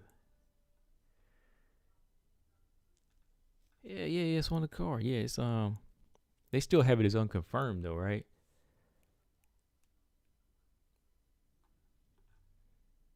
Man, he's I'm interested in see what he brings to the table though. I mean, he's a little bit older. So I know what they want though. Him being a kickboxer and him having that Izzy history, right? I know what they're kind of gunning for here, but I think it's going to be a situation where Alex Pereira could possibly be groomed the right way. Let's say he's going to be given the right fights. Pine K, they might give him the right fights to get him there faster. Kind of like Paulo Costa, you know what I mean? Except he might get there faster because he got that history with Izzy. But as soon as he gets here and he wins, he gonna be calling out Izzy. So we'll see, man. I mean, he's only like 4-1, 3-1 in his MMA career, and he's 34 years old. I don't know. I don't know if he'll even get to that point to get there. But like I said, if he does, it's gonna be because they rush him there. You know what I mean? Like they're probably gonna push him to that point just to capitalize off that Izzy history. But I think Izzy, he's so much different fighter now. Anything can happen. Anybody can get knocked out. Yeah, Brian Williams, that's the guy. You said gotta be Izzy.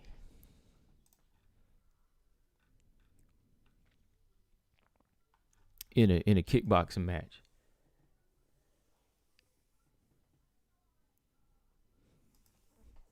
Yeah, Alex Pereira knocked out Israel Adesanya in the kickboxing match.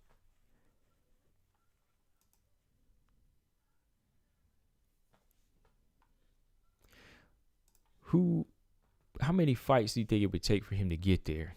With this being his UFC debut coming up this week. I forgot it was on this card actually. That's why I was kind of shocked when I looked. I said, "Oh wait." Mark Williams said we can say Joanna has easy road, but JJ has decisively beat all 4 of the girls that beat Rose.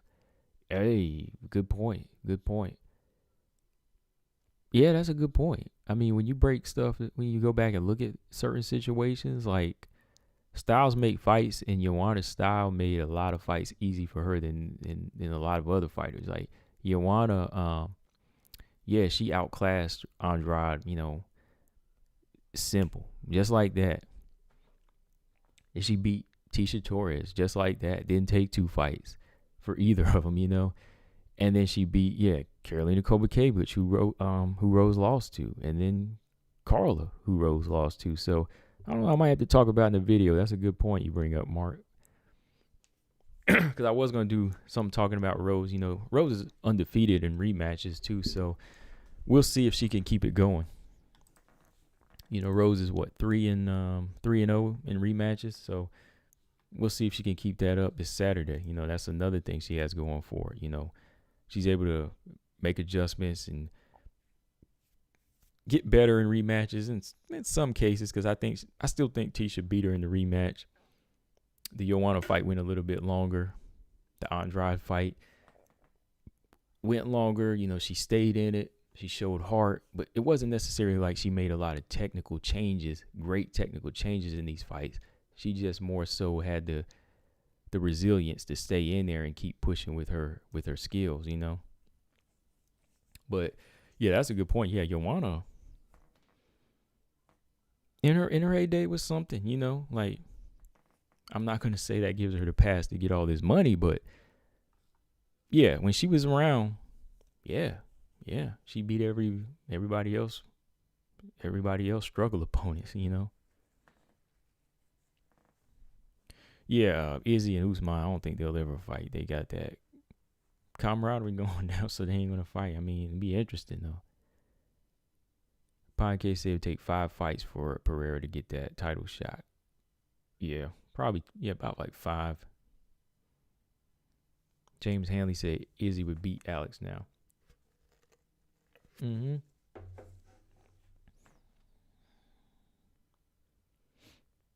When did they do it for $20 million so they fight?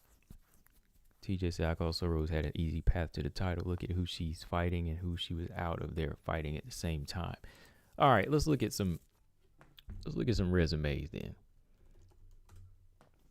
So she's had an easy path to the title. Yeah, who did she beat? Waterson and Page, right?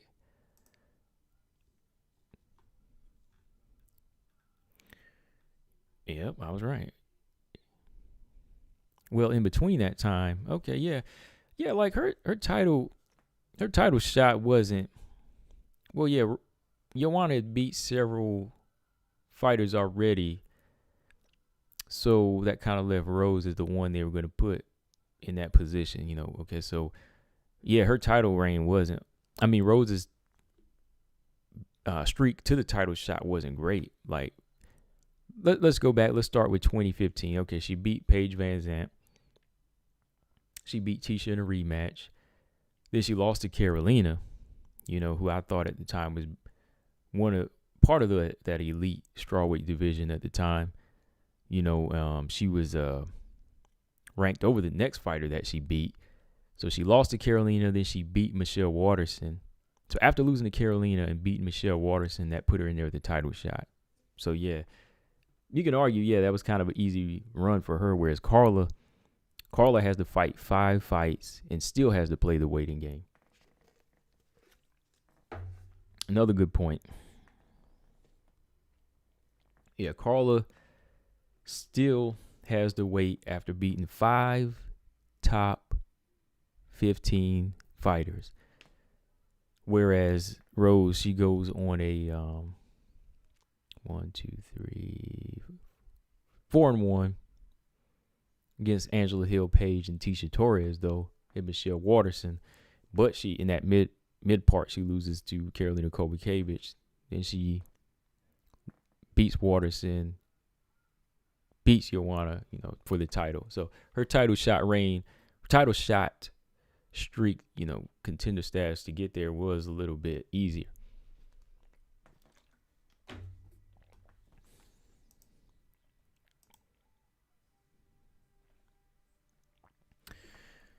He said, but Rose beat JJ twice, slept well, and avenged her loss, shading Andrade. Yeah, I think he just means that the path to get there, though, was easier. After she lost to Carla back in 2014, she fought, Hill, Van Zandt, Torres, and Carolina. Torres and Carolina would probably be in her toughest fights. And then going to beat Waterson, who had her moments in that fight. But yeah, when you look at it, like Carla was having some tough fights. Tough fights, very close fights too, letting you know how tough the people she was fighting are, especially for her style.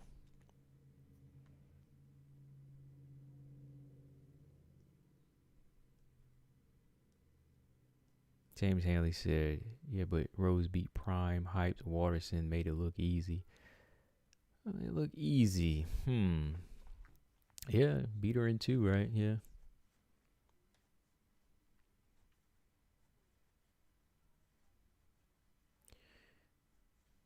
But before that, lose to Karolina Kowalkiewicz. So I don't know if that would really earn like a title shot, in my opinion.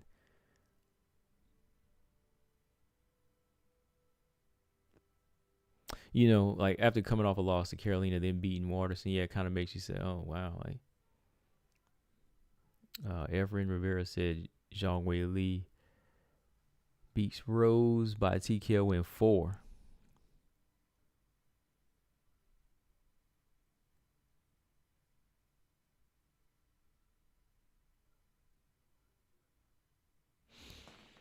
Yeah.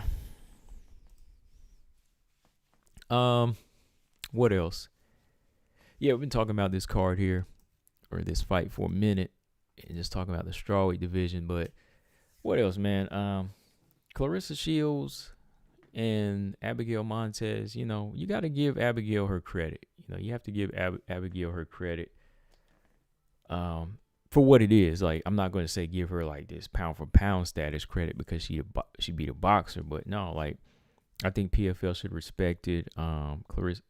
Her win over Claressa Shields, and I know they invested in Claressa Shields as, you know, the fighter, because she holds a bigger name. But you know, you got to respect Abigail Montez as well, because, you know, like I said, they're both pretty much on the same level, and she still has a potential to become, you know, a top level fighter as well, because when you think about it, they're both on the same level here, you know. So I say respect in that notion. But Claressa, I don't think a lot of fans still understand what you mean by, you know, the growth that she needs. Like, Claressa really needs to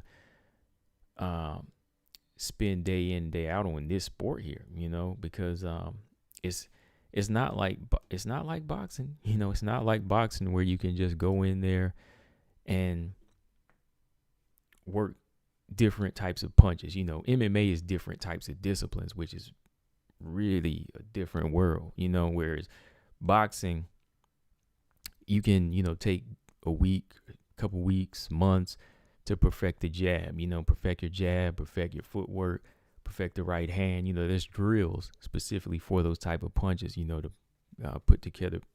learn how to put together better punch selection and variety.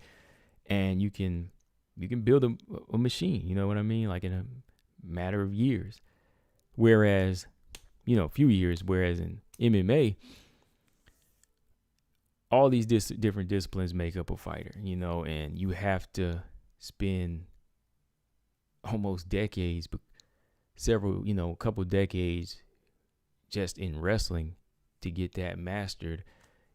Same with jiu-jitsu, you know what I mean? Depending on how quick you are with it and how quick you are to soak up BJJ or Muay Thai, or, you know, just fighting in the clinch, you know what I mean? Like, that's certain things. Like, if you're not well versed in it, or if you just don't have the instinct to pick it up, then it is going to take you years. So it's a sport where I think she would really, really have to dedicate so much more time. And I think that it'll be easier once she's finished with her boxing career, honestly, you know, because she won't have to switch gears so much. Like, I actually think, you know, she's accomplished a lot in boxing to the point where she can be calling it quits there pretty soon, especially if the money's not there.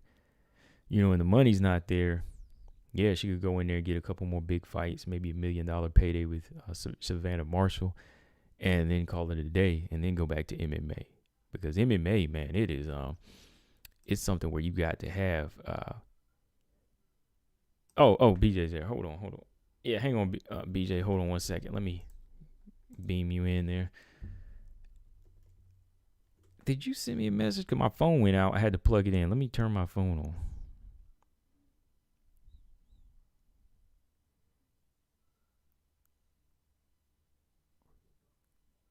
Oh, okay, yeah. Thought you had something going on. Okay, yeah, you said you're free, you're free now. All right, hang on one second. Yeah,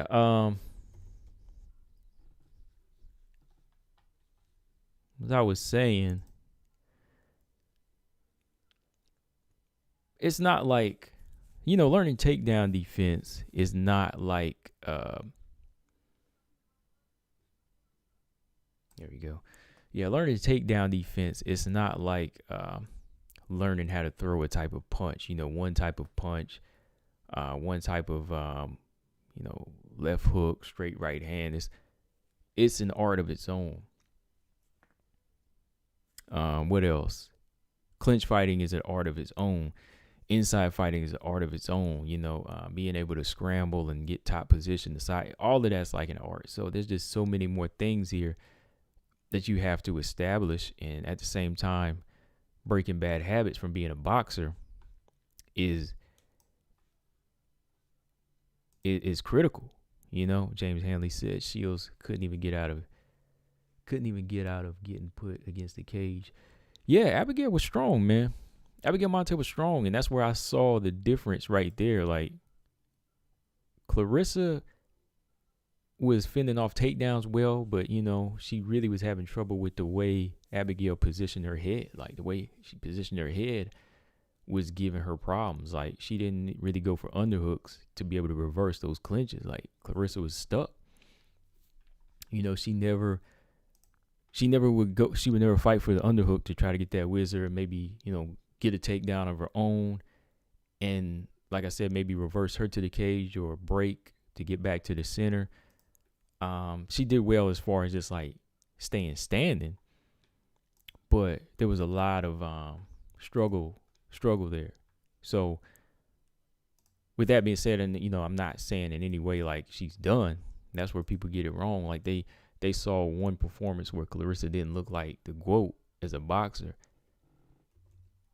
and they think she's done, but no, she's not. Like there's room for improvement, man. Like nobody in this world of MMA goes on this perfect streak. You know what I mean? Like only a select few.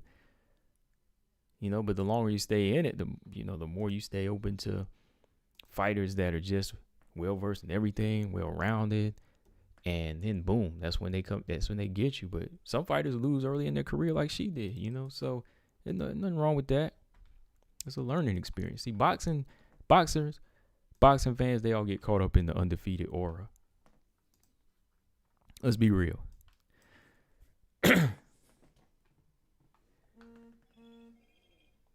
They do, But let's switch gears. We're gonna talk about some flyweights here. Let's talk the flyweight rankings. I got somebody coming in here in a minute. I just sent you a link, BJ. BJ's like the flyweight correspondent, so I gotta have him come over here and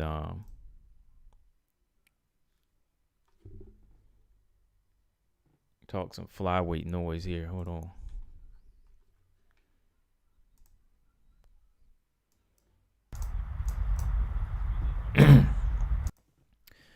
Let me see. Okay. Yeah, I just sent him a link here if he wants to come through. I want to talk about the UFC flyweight rankings as well. Like, I'll probably get back on to talk about Claressa again because that's another show of its own. Where I just want to discuss her path and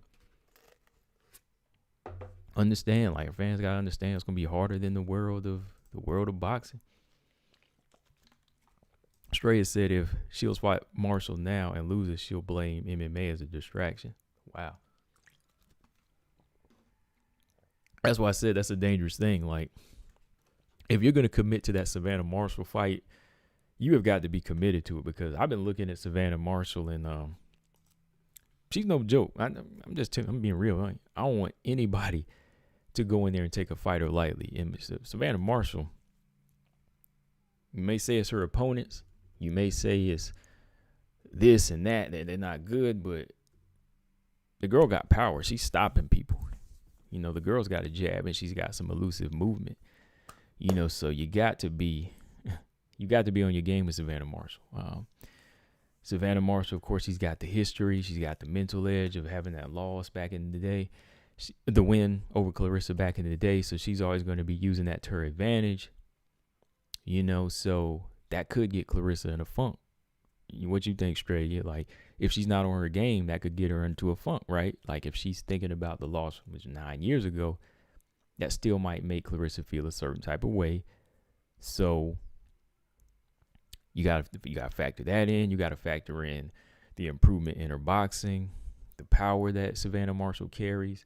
So anything could happen. Like I think Claressa's a smarter fighter and she's much more rugged in there, but it's dangerous if you're not on your game. Let's be real. If you think you can just go in there and stop Savannah, it's not going to happen. Or if you think she's going to go in there and just stop her like that, it's not going to happen. She can outbox her, but I think Savannah is going to be one of the toughest on her resume to date. So you can't let MMA get in. Hold on. He just said he didn't get the link. Yeah, I thought I sent it. I just sent it.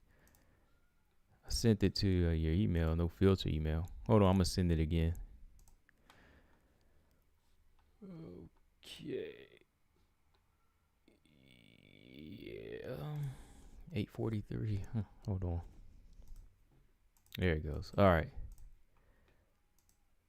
All right, just sent it again. There we go. Oh, okay, got it. Okay, so yeah, with that, like I said, I'm gonna jump back on a little later. Maybe tomorrow or something. We'll talk Claressa some more. I want to get BJ on here, the flyweight correspondent here, and we can talk about this flyweight division. Let's talk about these rankings because I know BJ always got something to say about what's going on here. If he wants to get on here. But I don't know.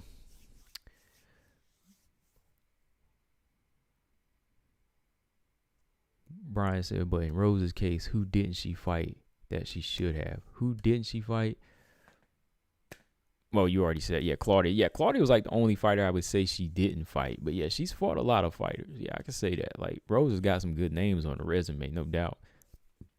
I don't think I ever bashed her resume. No. Between her and Andrade, they fought some good fights, And again, Joanna, beating some of those fighters that she lost to, struggled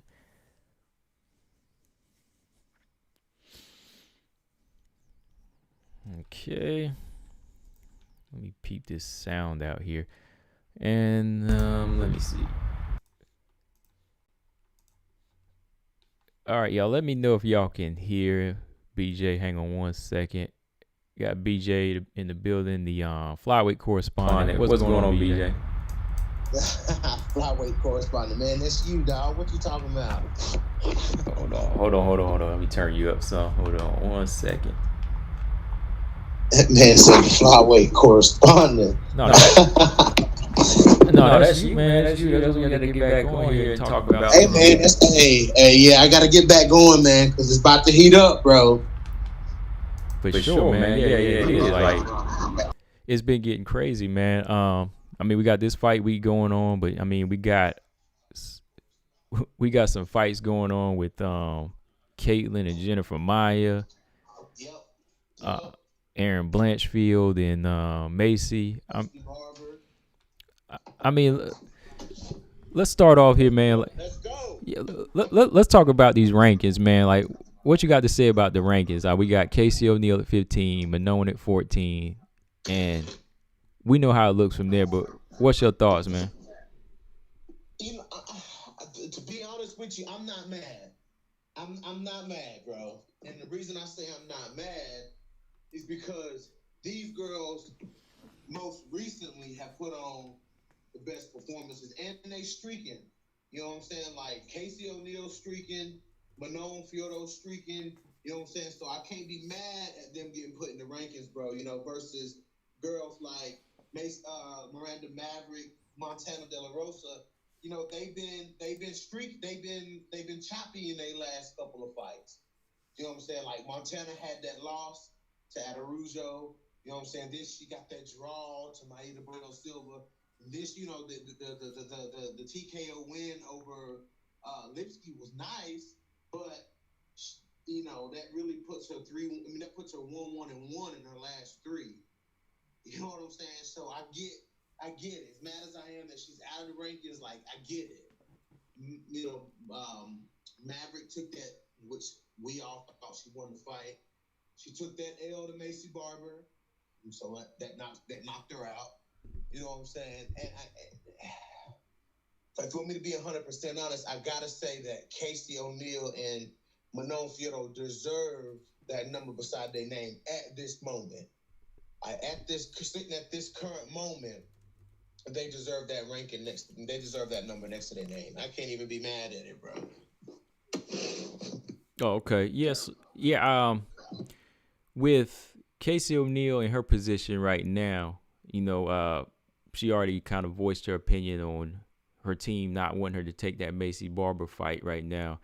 I think that's a good idea for her, but like, who do you see lined up for her next? Like straight top 10 or just somebody like from 11 and down?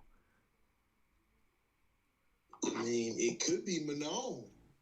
It could be Manon. It could be Miranda Maverick.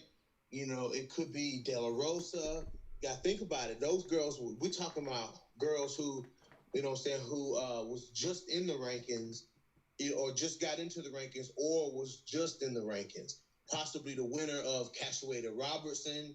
There's a couple of different avenues you can go with Casey O'Neill with her being ranked. What is she, 15? Yeah, 15. Yeah. So she's ranked number 15, so they could feed her to, you know, the winner of Casey Jojua, the winner of that. Who is it that Sarge is fighting now? I saw that. Melissa Gatto. Melissa Gatto, yes. Sarge versus Gatto. They could give it to Sarge, so Sarge could get that number beside her name. There's a few different girls that she could fight right now. You know what I'm saying? But I think if Casey fights up, it'll have to be against like Manon or, you know, Maverick or Manon or somebody like that, dude. Like, you know, that's where I kind of worry about it. Like, if she were to get into a scrap with Manon, you know, Casey O'Neill might be in some trouble. But as we saw in the Bueno Silva fight, like Manon is not like this girl who just bulldozes everybody. Like, she doesn't knock everybody out. You know what I'm saying? Like, so, I mean, that could intrigue Casey O'Neill to take the fight. I don't know, but it's a dangerous fight. Any fight pretty much that Casey O'Neill gets, other than like Andrea Lee or somebody, like, it's going to, like, even Andrea Lee, but it's going to be a tough fight for her. Okay. Manon, I don't know where Manon goes from here, but Casey O'Neill, there's a bunch of different. I mean, some of those same choices can be there for Fiorito too. It just depends on which way the UFC wants her to go. Yeah, I was thinking somebody like somebody brought up earlier who was next for Manon. I was thinking maybe Jessica I for Manon whenever she gets better. You know what I mean? Like when she gets over this. I'm not mad at that. Yeah, when she gets over this issue. But Casey and Roxy, that looks good to me too, man. Like, no, that would be the biggest test for Casey O'Neill. I mean, you have to be on your game against Roxy, but I think it's doable, man. Yeah, dude, I'm not mad at that either. Like, or I mean, what about Manon Roxy? Oh man, I think Manon would retire, man. I'm just saying. Yeah, I don't know, man. But I mean, to be 100% honest with you, Combo, though, bro, I'm really not mad at the rankings. You know, I know you probably, at first when I seen, you know, I was mad when they knocked Montana out of the rankings. I'm like, all right, she's coming off a win, they knock her out of the rankings. Okay, whatever. But I'm not that mad at it. Seeing Casey and Fiorito in there, they deserve it, man. Like, they earned that spot. They did. Yeah. It's kind of like a revolving door at the bottom. So like Miranda got pushed out, I was kind of like, oh boy, but it's like whoever gets another win is going to kind of push that person out. Like I think if Miranda went in there and beat Andrea Lee or something, she would push Casey O'Neill out. Or if she beat Roxy, she would push Casey O'Neill out, So I think it's whoever stays on their game from 13 to 15, you know what I mean? Hold on, Combo. Hold on 1 second, bro. All right. Walk on, always believe. What's up? He said, Rose for the win. All right. Yeah, I fixed the sound, so yeah, it's better, Mark. Yeah, I don't know, man. All right, I'm back, bro. Oh, you back? Yeah. Like I was saying, man, I think that the bottom half is just like a revolving door, so it's not really like a big deal. It's just kind of who stays on their game, man, and who can kind of push out of that 15 to get to like 11 or 12. You know what I mean? Like Miranda could go in there and beat Roxy. She'll be back into 15, and that might push out Casey O'Neill. Yeah, I mean, well, at this point, Combo, like, I forgot who I was talking to about this, but you know what I'm saying? These girls that, if they can if these girls can, girls like De La Rosa, to be honest, I'm being real. Girls like De La Rosa, Maverick, Robertson, you know what I'm saying? When they get that name, that number beside their name, when they can float back into the rankings, girls like De La Rosa, Robertson, so they've been in and out of that top 15 ranking for a long time. You know what I'm saying? Like, it's time for them to start calling their own shot, bro. Instead of the whole, like, I'm ready to fight whoever. Like, Miranda Maverick, Montana De La Rosa, them three especially, you know what I'm saying? Like, they need to start calling their shots, bro, because they all, them three, whether they're coming off of a win or a loss, they get floated in and out of the rankings too much. You know what I'm saying? Like, when they get, like, if they give Robertson a ranking after beating Cashapp, like, she needs to call who she wants. She needs to call her shot. You know what I'm saying? Call out Roxanne Modafferi. Call out Andrea Lee. You know what I'm saying? Call out somebody where she can jump if she fights them. Like, De La Rosa got to do the same thing, too. These girls got to start calling it if they floating around at the bottom of this division, man, because we all know, man, like, it's like if you rank 12 and below, you disposable to the people who are in charge of making the rankings. You know what I'm saying? Like, you can just, like you said, a revolving door. You can just interchange and switch them out all you want to. Give somebody some bragging rights for a couple of weeks. You know what I'm saying? Like, that's all it really is. Like, these girls at the bottom, man, when they get that number, they got to call it. Yo, I want to fight such and such. I want to fight Cynthia Calvillo. I want to fight Andrade. I want to fight, you know what I'm saying, Andrea Lee. Like, they got to call it, man. If Montana can win her next fight, or either whatever, she can just say, I want to run it back with Andrea Lee. Like, I want to run that back and get that win back. Right. You know what I'm saying? She beat me, I want to get it back. Like, call your shot. Jillian Robinson, yo, Macy, you smoked me the first time. Let's run that Macy Barber fight back. You know what I'm saying? These girls got to start calling it. Casey O'Neill right now, much as Casey O'Neill, she on my team now. You know what I'm saying? Like, I'm rolling with Casey O'Neill. But Casey O'Neill, for me, is kind of disappointing me right now because she hollering, oh, I don't want to fight till this. Nah, Casey O'Neill, you need to be fighting as soon as a fight is being offered to you. You know what I'm saying? Like, you need to be fighting. You called out Jillian Robinson. If I was Casey O'Neill, I'd be ready just in case Cashapp has visa issues or something like that, and Cashapp pulls out the fight. You wanted to run that smoke with Jillian Robinson, you need to be available. Like, I made this video a couple of weeks ago, you know what I'm saying? Like, these girls need to be waiting in the wings, you know what I'm saying, in case some of these fights fall through, man, and get that fight. Get that dub. Capitalize. These girls got to start capitalizing on this shit, man. Like, I feel like as much as we talk about these flyweights, man, we got to start putting the heat on these flyweights to start calling out these girls at the top, man. Miranda Maverick is really like the only one who used the biggest platform, which was standing in front of the UFC journalists. You know what I'm saying? Like, yo, I want to fight these girls. I want to fight these girls at the top. These girls need to go. You know what I'm saying? Like, the rest of these girls need to be saying that. Casey O'Neill need to be saying that. You know what I'm saying? Montana need to be saying that. Jillian need to be saying that.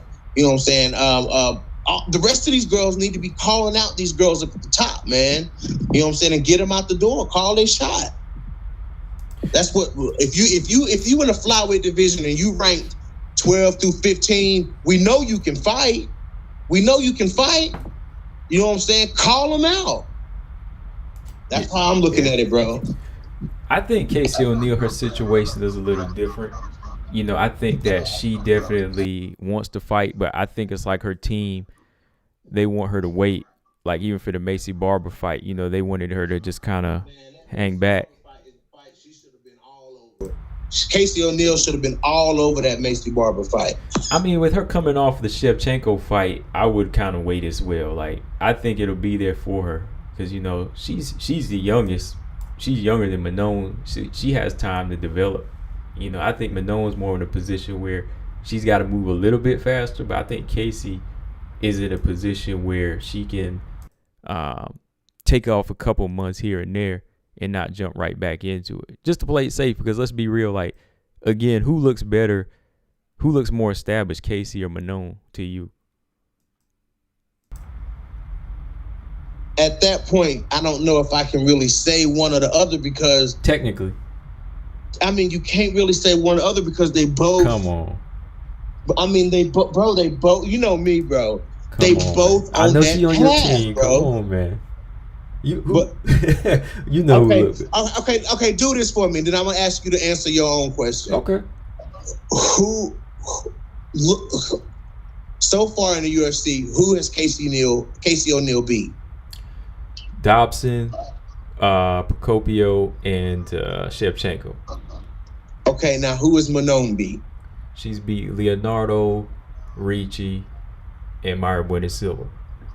So who you think has the better? You got three starchins over two starchins in a decision. All right. So who would you put? Who do you think is a little more established? I think, as far as technical wise, I think that Manon is. What do you mean by technical wise? Her skills look more so developed. That's why. Hang on one second. All right. Yeah, I think her skills look more developed. And that's why she looks so dominant. Like, of course, Ricci, that's kind of a give because she was a strawweight. But I think the way she puts her technique together, it looks more so developed, where it's time to advance it. You know, whereas when you look at Casey O'Neill has a lot of work to do in different departments. The thing that's getting her through a lot of her fights is her ruggedness and her toughness in that ground game. But I can see certain fighters with skills like Manon taking advantage of the holes that we see. And I think that's why her team wanted her to wait on the Macy fight.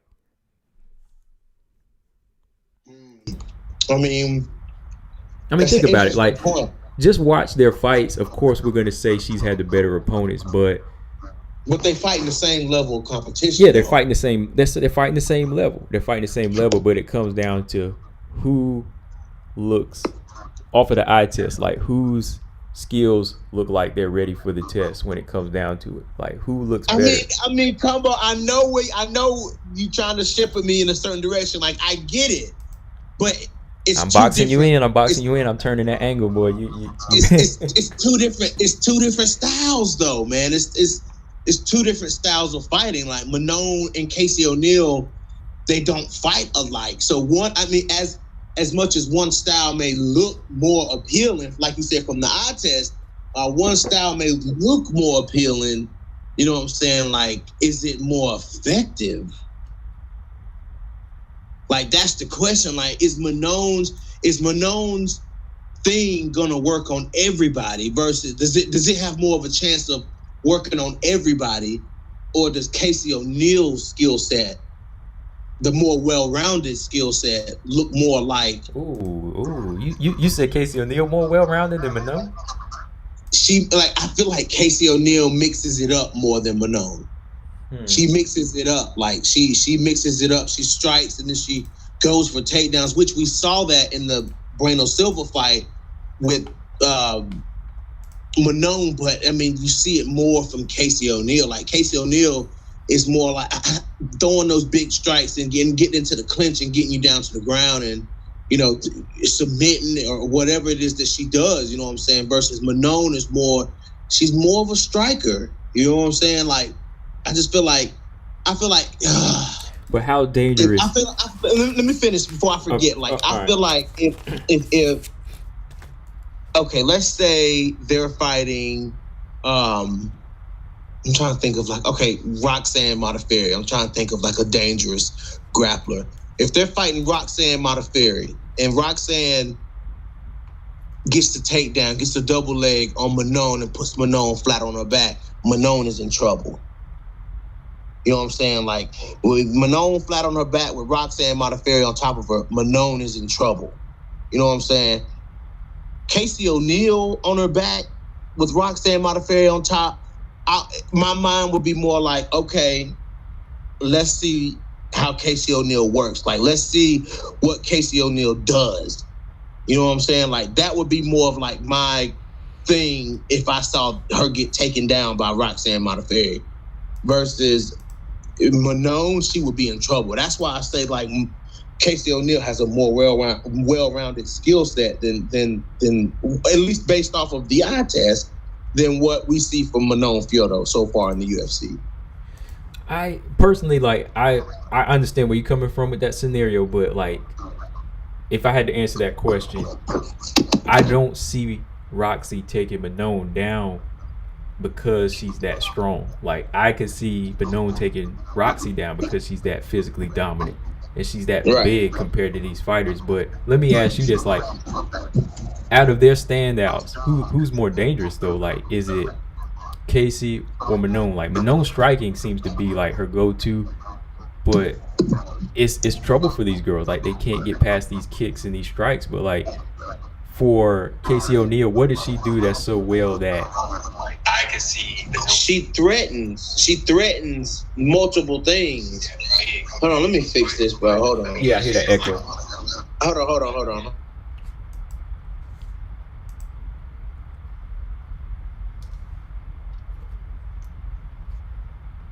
Hang on, y'all. Okay. Yeah. Okay.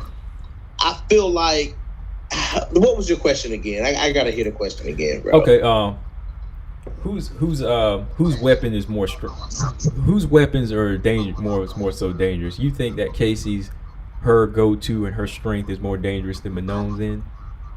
It's hard to say, man. It's hard to say, Como, because they different. It's not. We're not comparing apples to apples here. We're comparing a dangerous stand-up fighter against a dangerous ground fighter who mixes it up very well. Even though Manon mixes it up too, but not like Casey O'Neill. Like, it's just hard for me to say what Manon, her superpower is more dangerous than O'Neill's superpower. Like, it's hard for me to just say that. You know what I'm saying? Because I'm like, then I start thinking about other, you know, what it is that got me, which I'm trying not to be biased about it, but just the threat of those submissions, man. Like, look at what happened with Jan Blachowicz and look what happened with Jan Blachowicz and Glover Teixeira, man. Like, he took him down and submitted him. You know what I'm saying? Right.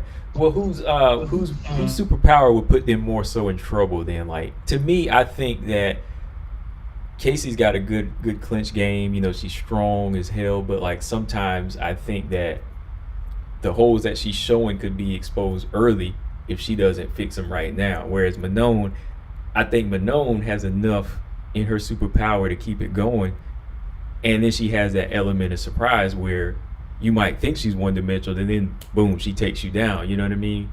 Like, we see the hands, but sometimes we get so caught up in the hands and the kicks that we don't see the ground game, and that's what kind of shocks her opponents. Like the first round with Myra winning silver, like Myra's so bent on getting hit that boom, first round, Manon tops it off with the takedown. You know what I mean? So I think that Manon just shows some technical, a little bit more technical prowess over Casey. That's why it's like, okay, we can look into the opponents that she beat, but I still think Manon has some things that just makes us say that she is a little bit more so ready than Casey. Like, like, that's why she never fought for that title. Whenever they were both in the UAE, they were both in UAE around the same time. I just think she's a couple of levels below her. I mean, when it comes down to the UFC, when you get signed at the same time, they're just going to force you to be in the same ranking. But I think when Manon goes in there with some common opponents, you're going to see Manon advance a little bit faster, if that makes sense.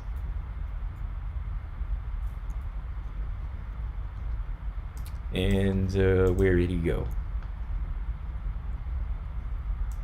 I hope he caught that, because I know y'all caught that. Y'all can hear me, but I don't hear BJ at all. Let's see his mic. I had to add him back in. Oh, you back? Yeah, I heard everything you said, bro. Okay. I'm looking at the comment section where Stamina says Manon is technically superior to Casey. How is... See, that's one thing I keep fighting with our subscribers, bro. What makes the threat of the hands and, on the feet more technical than on the ground? Like, that's where I have a huge disconnect at, man. That's where I have a huge disconnect. Like, that's what people think, oh, BJ's just going against the grain. I'm really not going against the grain. It's just I have a hard time wrapping my head around that the threat of strikes is more dangerous than the threat of being mauled and submitted on the ground. Like, that's just, like, I see them as being a 50-50 thing.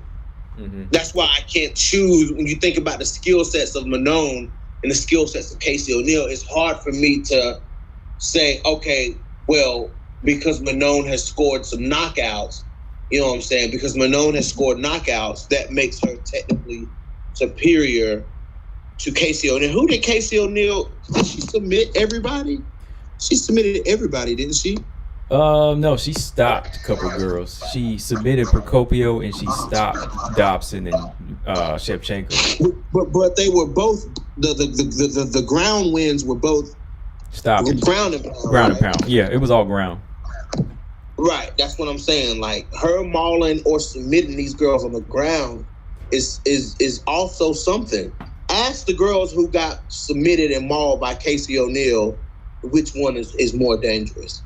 You know what I'm saying? Like, that's how I'm looking at it. Like, like, to me, when fighters like Jillian Robinson do what they did to Courtney Casey throughout that fight, to me, that is just as impressive to what Manon Fiordo does to girls on the feet. What she did to Maida Bueno Silva, or what she did to Victoria Leonardo. That is just as seat gripping and mouth dropping to me to see Jillian Robinson maul and control Courtney Casey like that and take her down at will and do what she wants. Jillian did everything she wanted to do in that fight. Every single thing that Robinson wanted to do to Courtney Casey in that fight, she executed it, from the strikes on the feet to the ground and pound to the submission. Everything she wanted to do, she done it. And to me, that is impressive. Everything that Manon Fiordo wanted to do to Victoria Leonardo on the feet in that fight, she executed it, and she executed it well. You know what I'm saying? It's to me, it speaks the same volume. You know what I'm saying? Like, that's just how I am. You know what I'm saying? Like, it speaks the same volume to me. So, as far as who do you think could get farther off what they can do, though? That's what I'm saying. Like, because I still think Manon can get further because there's more polish to her game. Like, who puts themselves in danger more of getting submitted or hit? Let's put it that way. Like, I know that Manon can take one on the chin here and there. You mean, like, what's the riskier style? Yeah, who's got the riskier style as they move up? As if you look at it. Obviously, Casey O'Neill. Like, because you get the grappling with some of these girls, you know what I'm saying? You can get, some of these girls can turn that shit around on you. You know what I'm saying? Like, you get the rolling around on Jennifer Maia, you never know. You might get locked up in something before you know it. You know what I'm saying? But, and of course that I think her style is a little more riskier, but because there's not too many girls at 125 with that type of power that Manon has. So any girl really striking with Manon at 125, if you ain't got that thigh out like Manon got, then you in trouble. You know what I'm saying? But if your takedown defense is not good and your ground game is not good, then you step in the cage. Of course, with Casey O'Neill, you're in trouble as well. You know what I'm saying? Like it goes both ways. But do you see like certain fighters that could just have a field day with one or the other though? Like when I see Casey O'Neill, I think the fighters that are stationary and have no hand game are gonna fall victim to her. Like everybody she's fought, and everybody that just stands still and has no takedown defense. Whereas I think Manon, there's more of a code to crack. You know, I think there's more of a code to crack with what she brings. And I think there'll be a code as she goes up higher, whereas Casey is kind of expected right now what she brings. Like she's kind of like a ground version of, like, there's no disrespect, it's kind of, she's a ground version of Macy. You know, she's relentless, strong.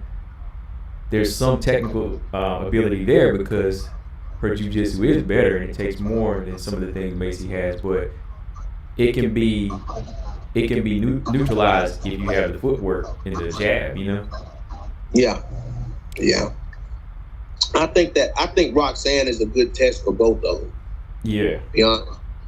Yeah, I'd like to see either one of these two in a fight with Roxanne Modafferi. Because Roxanne obviously, in a fight with Manon Fiorito, she obviously gonna be looking to get this fight to the ground.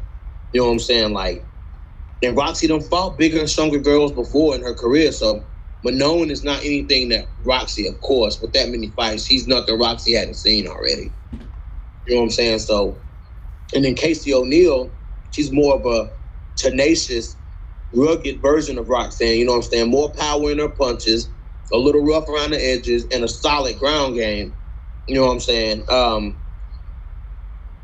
You know, I think it's a good test for both of them. I'm just curious to see, because Manon talking about a quick turnaround. I'm just curious to see who they put her in there with. You know what I'm saying? Like, where do they go with Manon? Well, I know she's not going to fight anymore this year because, you know, she's still coming off the sickness. She was still in pain. And she has one more fight on her contract, and she's got a 4-fight contract coming up. So she'll probably be coming back in like March or April, man, like, or February. So I think. But realistically though, who does she fight, bro? Probably Jessica Eye, because you know Jessica Eye's coming off her sickness. They might put her in there with Jessica Eye, or like I said, Roxy might get Casey O'Neill, or one of the others going to get one of them fighters. Let's put it that way. I think. Yeah. Somebody's going to get Eye, and somebody's going to get Roxy. Mark. I want to see Roxy versus Manon. That's what I want to see. I want to see somebody test the ground game of Manon. You know, I don't know what Bueno Silva is more than capable of testing Manon's ground game, and I don't understand what she was doing in that fight, man. That was just, I don't know what that was. Yeah, just showboat. Like, she was showboating the whole time. Yeah, she I don't know what she was doing, man. Mark Robinson said this is an extreme comparison, but despite Marina's technical strength, she lost to Carla. Same thing with Grasso versus Suarez. Okay. Yeah, I mean that's really not an extreme comparison. Like, that's the truth. Like, yeah, striker. Those girls showed. You know what I'm saying? Like, Carla and Tatiana are both wrestlers, man, and that's why I'm saying, like, I've just seen it too many times. I've seen wrestlers just take these strikers down, man, and just do what they can, do what they want to do to them. You know what I'm saying? So, like, I mean, look at Carla, man. Carla had every disadvantage against her in that Rodriguez fight, and Carla just blasted them double and single legs the whole fight, and she moved past Marina Rodriguez. You know what I'm saying? Like, Carla's sitting in the wings for a title shot. You know, so I mean, it's just hard to count them out, man. And them girls that can do that, And it seems like everybody, and I love Manon. I think Manon has that one-punch power that is so dangerous, man. But what comes along with being known for that striking, man, is just when somebody tests that ground game. Like, everybody thought Chukagian was good on the ground. Look what Valentina did to her. You know what I'm saying? Like, even fighters that trained at her gym were talking about Katlyn Chukagian's a beast. Katlyn Chukagian's a beast. Valentina washed her hands with Katlyn Chukagian. You know what I'm saying? Like, it just is what it is. Yeah, that's just crazy, man. Like, I was just thinking about the Carla and Suarez fight, man. That was popped in my head. But then I was thinking Suarez Grasso. Like, Suarez is so dominant, man. Tatiana, man, she's just. And Tatiana, I don't know if y'all follow her on social media, but she sure is doing a whole lot on that leg, boy. Yeah. It's looking ready. I mean, I hope it's not pushing it, but I hope it's ready. Brian Williams said, Casey. You gotta think about them. Now, these people are in tip-top shape, man. Their body's gonna heal fast, That's true. Yeah. Yeah. Brian Williams said Casey's not that technical on the ground. She's been better there than her opponents, but I don't see her doing that to Macy, Montana, or Miranda. No, I think Miranda wins that fight, honestly. I mean, you talking about other girls other than Macy. You talking about other girls who are good on the ground. You talking about Miranda and Montana who are fish on the ground. Like, that's different. That's just going to be who's the better grappler. Right. You know what I'm saying? Like, that's going to boil down to really, and it may even boil down to who's the better striker. Mm-hmm. You know what I'm saying? In that fight, look at Covington Usman.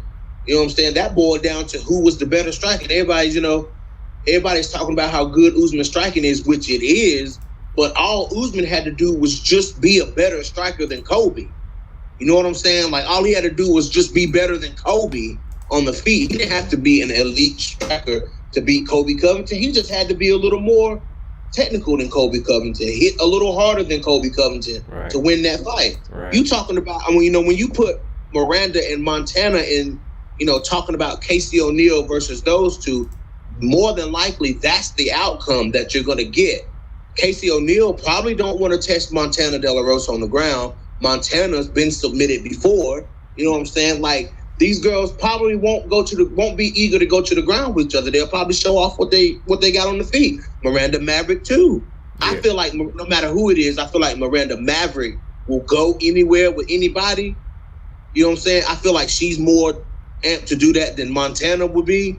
You know what I'm saying? But Macy Barber, I think she would wash Macy on the ground. But you know what I'm saying? When you're talking Miranda and Maverick, we're talking Miranda and Montana, you're talking more of like a fight that could turn out to be a fight on the feet for 3 rounds. Mm-hmm. Miranda and Montana, they have that potential, man, to put that type of Usman striking together, you know what I mean? Like, to take it further. So, like, that's what I say, Montana has to really, really, like, watch him, because that's who her style is mostly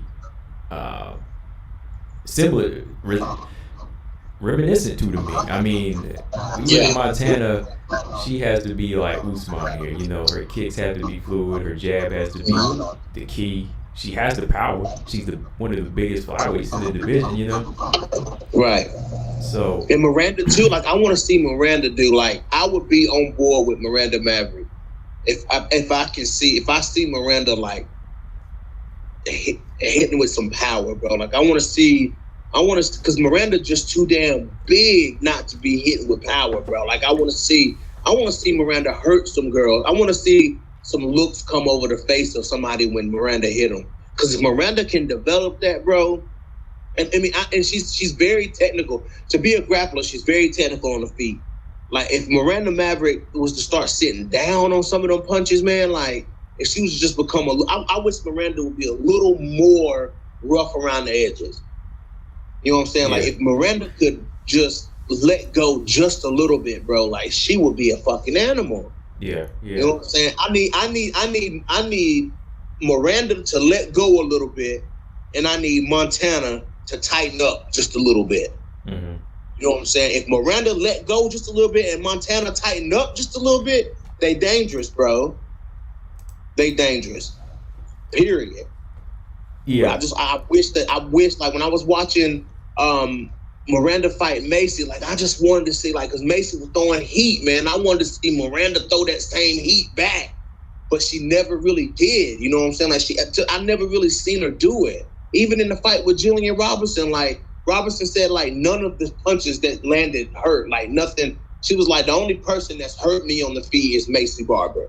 She was like, the rest of these girls, she said none of them have really like, she was like, that's why I'm not really concerned about getting hit, really. She's like, because they don't hit that hard. She was like, the only person that stung me was Macy Barber. She was like, Miranda didn't. She was like, it didn't. She said she felt like she was getting hit by, like, she compared Miranda Maverick's punches to Macedo's punches. Mm-hmm. And I was like, okay. And you know what? That's my point. Even like with the strawweight division, I'm gonna bring this up since you're here, BJ. But like, E-Boss, you find out she's chinny when you start getting there with the right punches. Right. You know, like, I think she's chinny in my opinion. Like, who you talking about? Oh, E-Boss.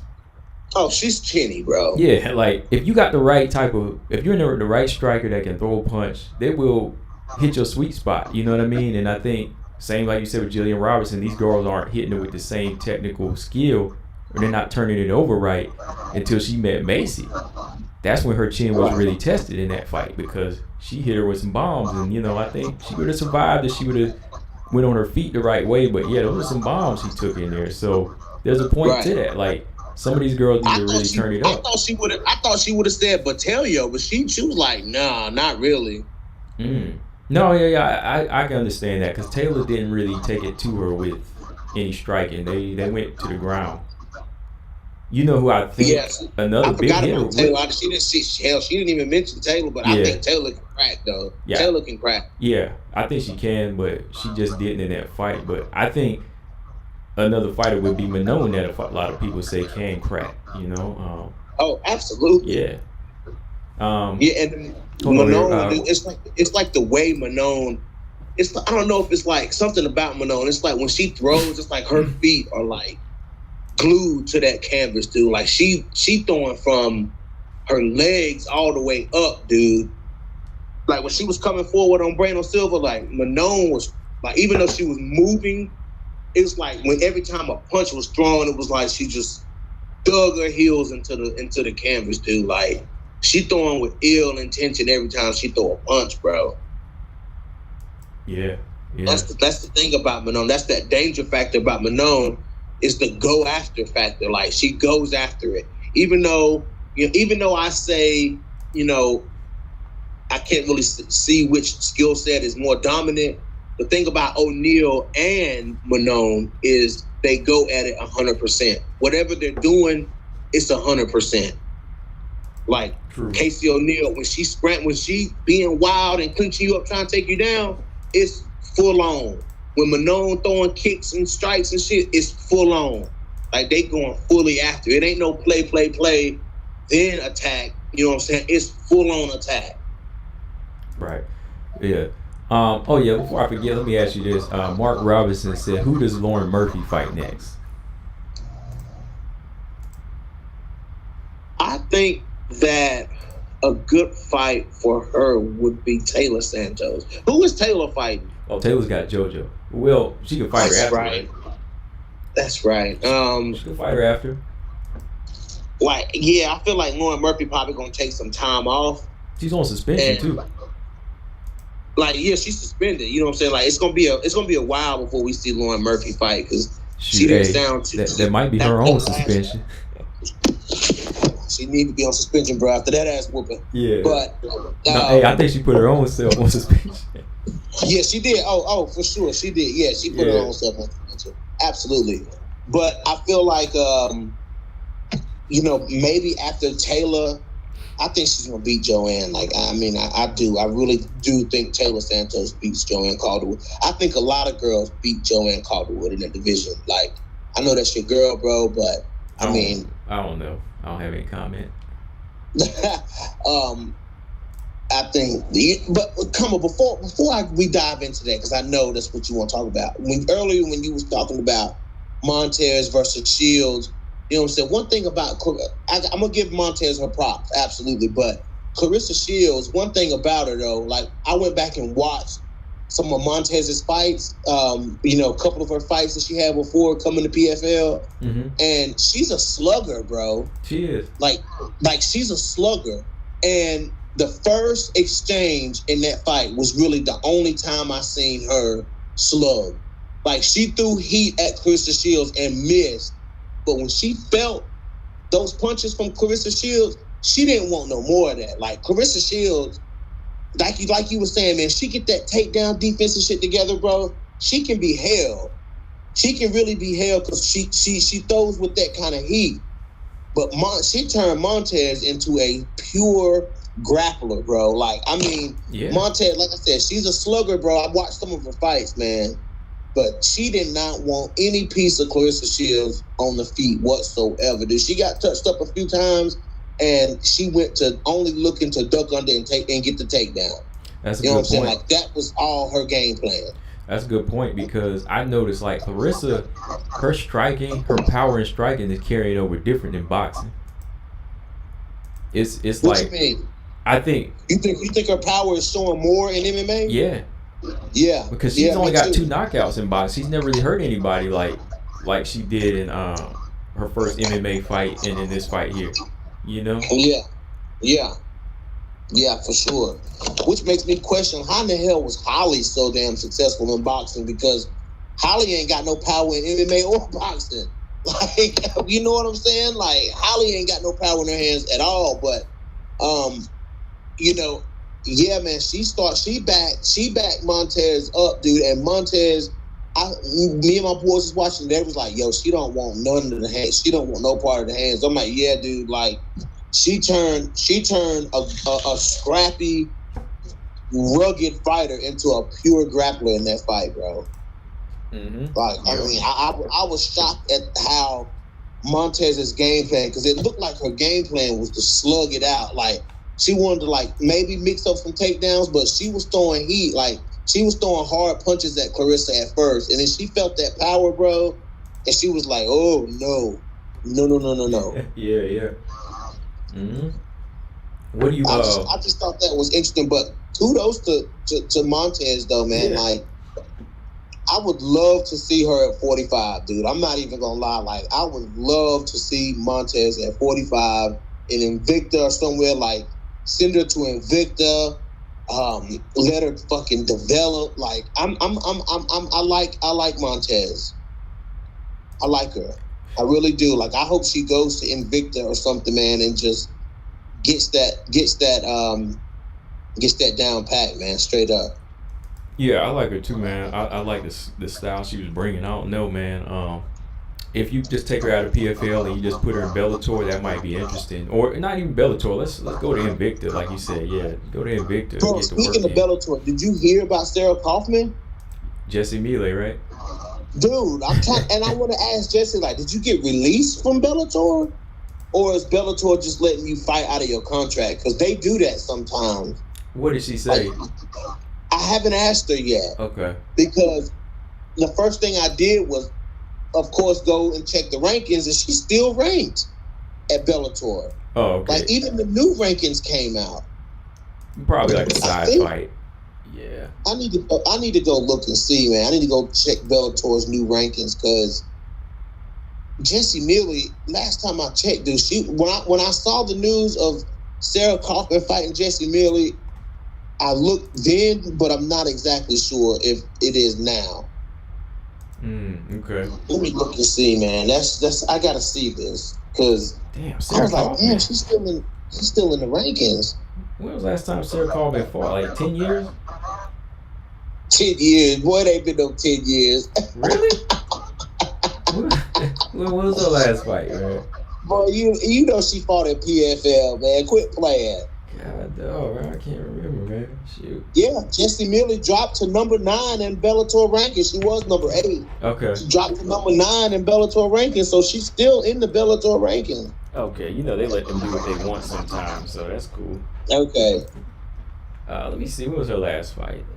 Say 10 years. Hold on. Man, this fool said 10 years ago. Man, you crazy, dude. All right. Okay. It's 2019. All right. Okay. 2 10 years. Man, 10 years, man. I mean, I haven't like.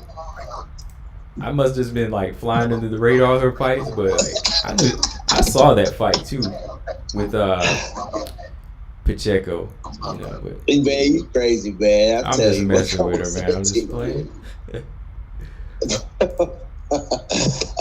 Yeah, man. That's a good fight. You know, hey, Sarah Kaufman better be ready, man, because Jesse Millie gonna push the pace on her, dude. Like that's just Jesse Millie. You know what I'm saying? Like, you know, she's relatively unknown, but Jesse Millie is a scrapper, bro. Yeah. And she gonna push the pace on Sarah Kaufman. So that's a good fight. Yeah, I think that's a good name for Jesse Millie. Yeah. And after 2 years off, if Jesse Millie can go and get a win over Sarah Kaufman, she can walk into her next Bellator fight, dude, with all the confidence in the world, dude. Yeah. Oh man, Mark Robinson said if Manon is not careful by relying on her strength, her striking, she might be never forced to deal with lesser skills. He said, as good as Rose is, I still favor Carla and Suarez over. Yeah, I think Tatiana Suarez, I think she beats, if she doesn't get caught in something. She doesn't get caught like Weili got caught.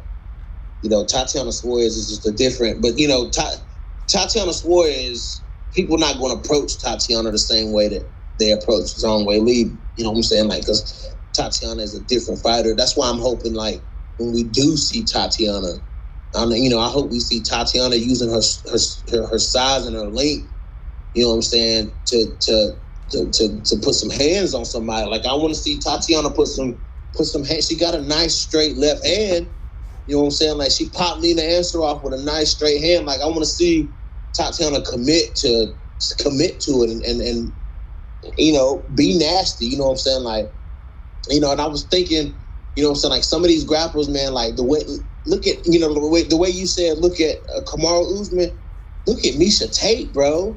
You know what I'm saying? Like, look at how Miesha Tate went back to the drawing board and came back, man, with this fire in her hands. You know what I'm saying? Like, came back with this technique and you know what I'm saying, and just a much better version of herself. Like, Miesha looked better in the fight with Marion Renaud than she did in the title fight with Holly Holm.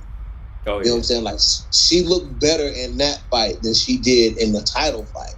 Oh, and yeah. she said herself she feels better than she ever did as the champion. You know what I'm saying? Like, Miesha, these girls need to look at that, man. These O'Neills, these Mavericks, these De La Rosas. De La Rosa always says, you know, she looks up to Miesha Tate. Well, you need to look up a little harder, De La Rosa. Like, you know what I'm saying? Like, you got to look a little harder, you know what I'm saying? Like, look at her now. Take some of what you see now. You know what I'm saying? And use that, man. Like, use that shit, man. I even Carla, like, as good as Carla striking has looked lately, I want to see Carla damn crack. You know what I'm saying? I want to see Carla throw some nice punches, man. And she has. She has been. Like, kudos to Carla, man. But I want to see Taylor cracking. Like, Taylor going to have to crack some girls. Ain't no telling who they going to put Santos in there with next, man. You know what I'm saying? Like, yeah, Taylor, I don't know, man. If they push her, is that you out here, Echo? Oh, my bad, man. Go ahead. Yeah, excuse me. Yeah, I think that if they want to push her right, you know, they'll give her one of the gatekeepers if she beats JoJo. You know, maybe have her fight Andrade or Maya Caitlyn winner, you know. That would be smart. Like, I don't think off a JoJo win she'll be ready for Valentina. Not at all. But knowing Taylor take that fight though. Yeah, that's the scary part. That's the scary part. I know she would probably go ahead and take it because everybody else has already, you know, been in there. So they would probably want to do new blood before they would give Jennifer Maia a Valentina rematch, right? Or Caitlyn. They want to see somebody new in there. I think the only person that's really clamoring for that rematch is Jennifer Maia, though. Pretty much, yeah. Not even Andrade, right? Yeah, I ain't heard Andrade say nothing else about Valentina. Valentina shut Jessica Andrade ass up. Like, I'm talking shut her ass up. She shut up Katlyn Chookagian. She shut up Jennifer. I mean, she shut up Jessica Andrade. She shut up Jessica I. Like, she shut them up, dude. Like, she shut them girls. She shut Lauren. She got Lauren Murphy praising her after the fight. You know what I'm saying? Like, and she got Andrade thinking of 115.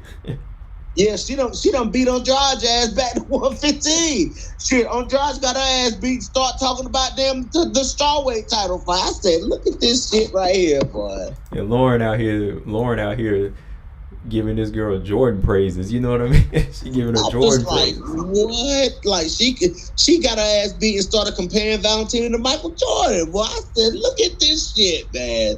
That's some crazy shit, though. She said she I dumped couldn't on believe me. it. I'm like, man, any other division out here, I'm telling you, it's just something. It's like flyweight is a whole nother division inside of it's the only division that don't belong in the UFC, because these fighters get their ass whooped and then you don't hear nothing else. Any other division in the UFC, any other division, somebody loses to the champion.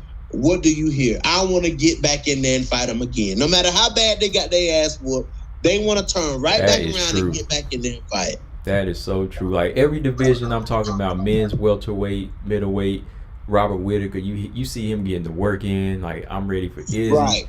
But it's like, these fighters, it's like, oh, I'm good, man. I'm living my best life after getting the beat down, you know? So it's like Miesha Tate got starched by Amanda Nunes. Yeah. She got starched. And what's the only thing you heard from Miesha Tate? Every interview you hear from Miesha. Want to go for that second title shot. Exactly. She said whether it's me and Amanda or me and whoever.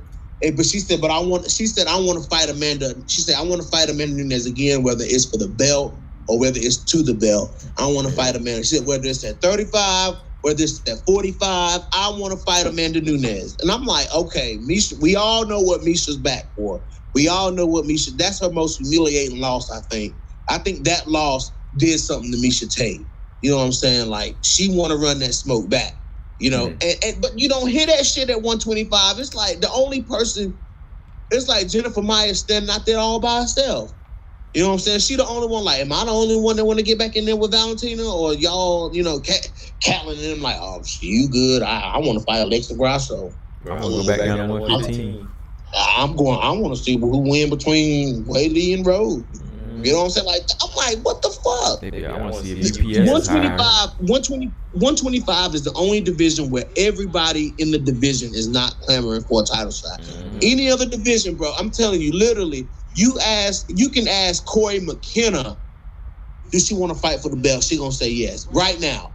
You know what I'm saying? It's the rest of it's just 125 where you got everybody ranked below number 9 clamoring, wanting to get that title shot so bad. They want it so bad. You know what I'm saying? Like, they can taste it. You know what I'm saying? And the rest of the division just, oh, we good. It's crazy. It is, man. Brian Williams said Nina near finished Tatiana in that third round. Oh my God. Where did she nearly finish Tatiana Suarez? What round? He said the third round. When? Did she buzz her? I mean, she may have buzzed her, but did she almost finish her? I don't know. She didn't almost finish Tatiana Suarez, bro. Come on now. Mark Robinson said Miesha had the advantage of knowing that if she didn't reinvent herself, her story was over. Facts, Mark Robinson. Yeah. That's a fact. That's motivational, you know.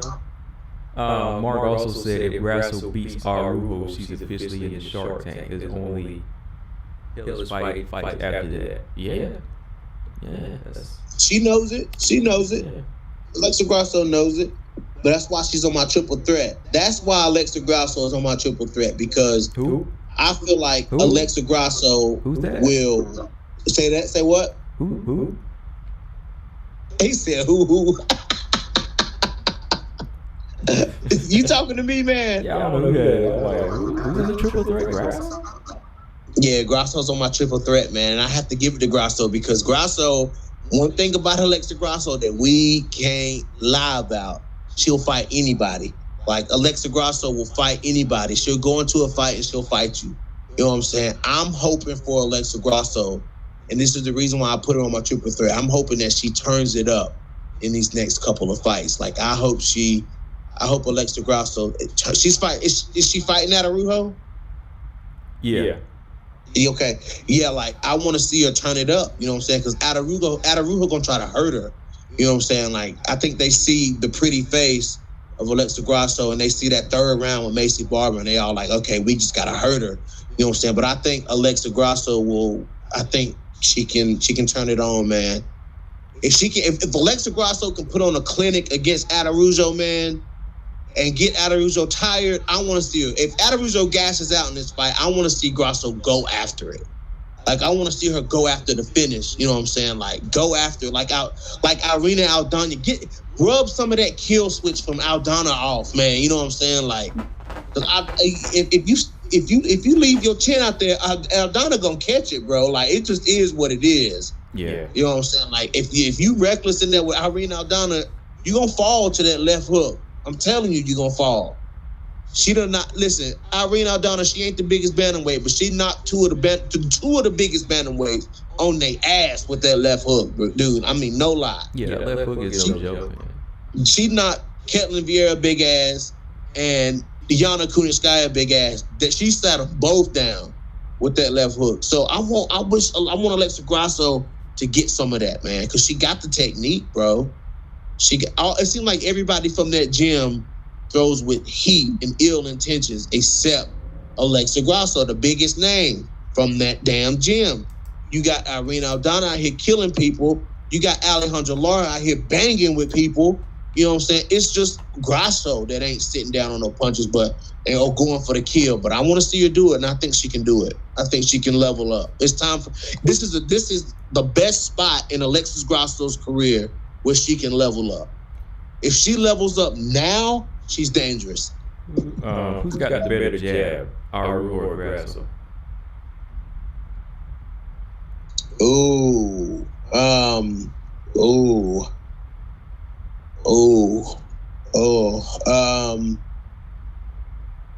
I would say that the more powerful jab, the more damaging jab is Adarujo's. Okay. But the more accurate jab and the more often jab. Who places you know what I'm saying? Yeah. Like the more accurate and often jab goes to Alexa Grasso. Okay. Like I think Alexa can disrupt what a lot of girls do by using her jab. I think they use the jab in two different ways. I think Adarujo does it to slow you down and cause damage, which is what she was doing to Montana. Like, she was just popping Montana with that jab. Like, Montana couldn't see that jab coming. But I think it was with Alexa Grasso is she can just throw you off with the jab. Like, she can just, you know what I'm saying, like, score with the jab and volume you with the jab and outpoint you with the jab. I think they use it for two different things. I think Adarujo can knock somebody out with a jab if she catch the right person. What? Because you say what? Oh, I was about to say, who do you think was stronger between Arujo and Grasso?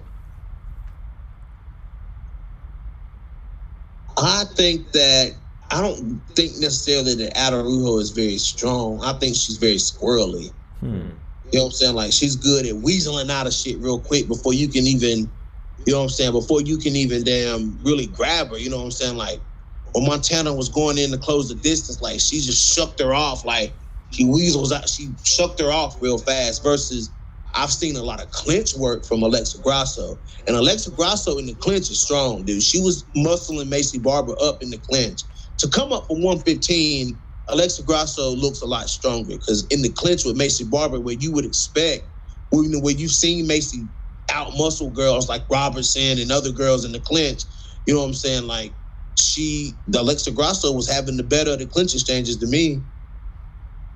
Yeah. She was turning Macy Barber, putting Macy Barber's back on the cage, you know what I'm saying? Like, holding Macy there, you know, throwing knees in the clinch. Like, I wasn't mad at her. Her clinch work is good. Her clinch work is good. Yeah. I agree. Yeah, I think she's stronger. You damn sure never got the better gas tank. I think that's Grasso. Yeah, so, like, early look at it, man, I think Grasso might have this fight. Yeah, dude, I think she will too because people, you know, when you crack her, she slows down. Like she gets a little frazzled when you crack her. But Alexa Grasso, we focus on that, but we don't focus how durable she is. Like nobody's ever put her down. Like she's more damage and she's been affected by damage, but she's never been put down. Like the only person that really beat her was Tatiana Suarez. You know what I'm saying? Like, and Tatiana just beat the shit out of her. You know what I'm saying? Like that's one thing to be held down and beat the shit out of versus on the feet. You ain't never really. Who did she fight at strawweight that beat her up on the feet? Alexa Grasso. Yeah. Carolina. She lost to Felice Harry. I can't remember how that fight went. I can't. It was close. It wasn't like a beating or anything. Carla had her moments, you know, because she let her stay in the fight. But she's never really been like dominated. That's what I'm saying. Like the only person that really shut her out was Tatiana Suarez. Oh, yeah. Like she stood no chance in that fight. But you know, Alexa Grasso can go 3 rounds. She's a 3-round fighter. You know what I'm saying? Like she'll go, and Atarujo is not. She is not a 3-round fighter. I think the biggest thing in that De La Rosa fight, man, is that De La Rosa, if you move faster than Atarujo, you will tire her out. Yeah. Montana don't have the footwork to make Atarujo never really had to pour on the gas in that fight. You know what I'm saying? Like, or try to catch up in that fight because she kicked the shit out of Montana's legs, so Montana became very stationary in that fight. You know what I'm saying? It's like Montana was right in front of her. Mm-hmm. Like Montana wasn't using footwork, making Atarujo move. You know, like she was moving, but it wasn't like she was circling, but it wasn't like expert footwork. Montana don't have the best footwork. You know what I'm saying? And I think that's why Atarujo was able to fight that whole fight. You know what I'm saying? But the rest of the fights, we've seen her slow down, man. If she slows down, that's just picking. I mean, Alexa Grasso gonna pick her off, bro. I mean, especially if she slows down in round 2, like Alexa Grasso gonna pick her. And Alexa Grasso is tough as hell, dude. She tough, dude. She's tough. Yeah, she is. Because if you think about it, she didn't have the boxing skill to deal with Caitlin Chikage, man. I mean, Caitlin Chikage outworked Viviana Araújo, so I was like, yo, man, what's going on? Yeah. So Grasso, I mean, she could put it together. Mark said, I think Grasso is going to get physically stronger over time. Coming up from 115, Grasso has that weight margin to add muscle. She already has. Okay. Oh, man, I was just looking at Instagram, too. Yeah, man, Tatiana, 13 weeks, almost 13 weeks post-surgery. And she's out here throwing kicks. She's out here, you know, switching levels. So that's what I'm saying. That's what I'm saying. Like, Tatiana Suarez doing a whole lot on that leg. Mm-hmm. You know what I'm saying? Like, she might be ready. I would say take another few months off because you never know. Like, somebody might try to kick her legs off from under, you know, start kicking her legs. You know what I'm saying? Like, it is what it is. What are we talking about in the comment section? Talking about Tatiana being unstoppable. What's going on here? Like, him and Stamina, Brian and Stamina, they're going back and forth. Let me see. Well, I agree with Brian that he said flyweight outside of the champ 1 through 15 is the most exciting right now. Even strawweight loses luster after 7, except for Lemos. Yeah, I totally 100%. Flyweight is the most exciting female division in the UFC right now. I think it is. I told you, man, there's like 20 that's not even ranked, and it's still a good division, you know? Mm-hmm. And everybody's saying, you know, 115 is the deepest. Yeah, 115 is deep, but so is 125. Yeah. Because girls from 115 are moving up to 125. Yeah, man. You got a Shark Tank at the bottom. Oh, let me ask you, okay, another fight. Melissa Gatto, Sarge Eubank. Who did Melissa Gatto just beat? Leonardo. Yeah, okay, that's right. Yeah, she broke the arm, didn't she? Mm-hmm. I think this girl might push the pace on Sarge though. Yeah. You know what I'm saying? The way she came out on Leonardo, like she might push the pace on Sarge. I don't know, man. I don't know. That's a good fight. I got to see more from Sarge. 115 is not the same one. I mean, 125 is not the same 125 that was there when Sarge was at the top of that division. Like, it's not the same division anymore. You know what I'm saying? Like, you know, you had some dangerous girls like, you know, Robertson, De La Rosa. Back then, you know, say what? Murphy. Yeah, you had some dangerous girls back then when that division was new, but this division ain't that same division no more. You didn't have Taylor Santos. You didn't have Miranda. You didn't have O'Neal, Blanchfield, Barber. You know what I'm saying? Who else? Manone. You know what I'm saying? Jojua. You didn't have Agapova. You didn't have those girls there back then. Mm-hmm. You know what I'm saying? Those are dangerous girls. All of those girls are dangerous girls. So I just got to see, you know, her fighting at 135 and then coming back down. For me, I feel like what she did at 135 isn't boosting her at 125. Like, she never really made any progress at 135. That's true. She has some good fights, but she never moved forward at 135. Right. You know what I'm saying? Like, 125, I think, is a move for her to try to gain some traction somewhere. She had that fight booked with Valentina. She might try to ride off of that momentum. You know what I'm saying? Like, hell, Valentina, I had that smoke before. I want that smoke again. Well, I got to give it a star. She was ready to go. Yeah. So I gotta give it the stars now. She was ready to go. Yeah, she was after that win. You know, she was like, "Yo, Jessica, where you at? JoJo, where you at?" Yeah, she was ready. She was ready to go. But yeah, it's a different division, man. It's a totally different division. All right, but Combo, I can't help but anticipate and wait and see what Mandy Baum is gonna do. Yeah, I didn't lose faith in her. I think she still got something. I haven't lost faith in her either, bro. Yeah. I think she still got something. I think it was just that first. I think it was like Taylor Santos, her first fight. She kind of clammed up. I mean, it was a little bit worse, but, you know, Taylor Santos came back. I think Mandy didn't come back.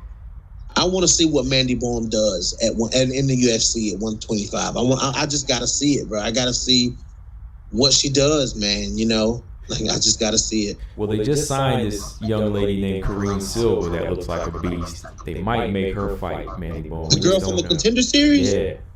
Yeah. Yeah. She did look like a beast.